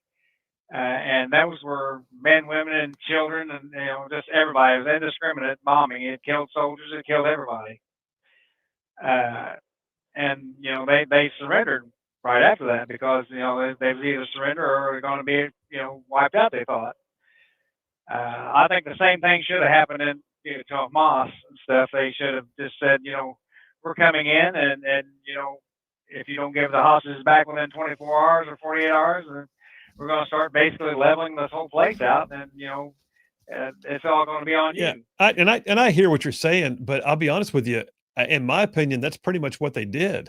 I mean, Israel walks a fine line between not wanting to lose world support because they can't afford to have the rest of the world turn on them, but at the same time getting the job done. And so Israel had to walk a fine line, but then they basically finally said, we're not going to let up. We're going to level this place until you let our people go. And there are hundreds of thousands of displaced Palestinians right now, and something like, I want to say, tens of thousands killed, and whole swaths of like Gaza City and others are just like wiped out. So I'll be honest with you, I think they kind of did what you're saying. They went in hard and they didn't let up. And the fact that they went in hard and President Trump got their back, and also, oh, by the way, bombed Iran, is what drove all this to the table.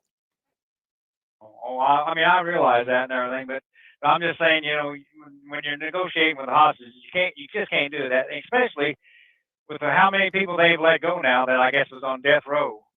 Yeah, I know. that just goes to show you the death penalty needs to be carried out so that these people aren't alive to be traded back, because the leader of Hamas was somebody who was traded back and caused a lot of this destruction. So how many people in the future were going to be held hostage and die because of the release of the people they just had? That's what I'm concerned about. It's a high price, and it absolutely. But that's why it took like multi-nation intermediation for there to be an agreement. And I don't think anything's ever going to be perfect. One of the things that I, as an attorney, I'll tell you, in mediation, I have more than once been to a mediation and had the mediator say, mediation is where no one is fully happy, but everyone's resolved when we're done. And I think that's pretty much what they got. Not both sides, neither one are super happy, but they're resolved. Well, I'm tickled to death that they got people released that they did and everything, but and it kind of makes you wonder that the women that were captured that didn't make it out, that were killed. Oh, I know. Because of what happened to them. Yeah. I'm afraid that's why they was killed. It's the Hamas, in my opinion, is a heinous, violent organization. And, part of this plan is that they have to disarm. They have to visibly disarm. And it still remains to be seen if they will. Hey, let me ask you before we get done, we got about a minute and a half. What's your thought on Antifa? Is Antifa a loose group of individuals or are they an organized organization? It's a loose group of individuals who are organized, basically, because you might as well say it's a bunch of idiots. They got to be getting, I want to know if, how come we don't see some turncoats from, that actually smarten up and say, yeah, I got paid this, and we need to find somebody that, willing to testify against all this stuff and everything, who was Antifa before and or considered Antifa and then come out of it. There's got to be somebody out there, as many as there is. I would agree. That would be interesting to find out. I've seen interviews with people that are former Antifa, and I can't think where I saw that most recently, but the guy literally talked about having been an Antifa member and then having sort of an awakening experience and realizing what he was a part of. But all right, man, listen, I'm glad you're further down the road. We got about 30 seconds till the music starts playing, so you be safe and we'll talk at you tomorrow. All right. All right, buddy. You have a good one. All right, man. Take care. Yeah, listen, it's a full day. And tomorrow we got some good stuff laid on. I've already got one guest lined up, and I've got a whole section of woke world I didn't even get to today. We'll get to it. Don't worry. There's some good stuff in that stack too. But I will tell you, folks, today is a historic day. Take a look at it, understand the nuances of it, recognize that America was in the thick of it, and also know this: it could not have happened if Trump hadn't won that election, in my opinion. It really couldn't have. All right, you guys, there are way more of us than there are of them. God is still very much on his throne. Y'all stay in the fight. We'll see you tomorrow.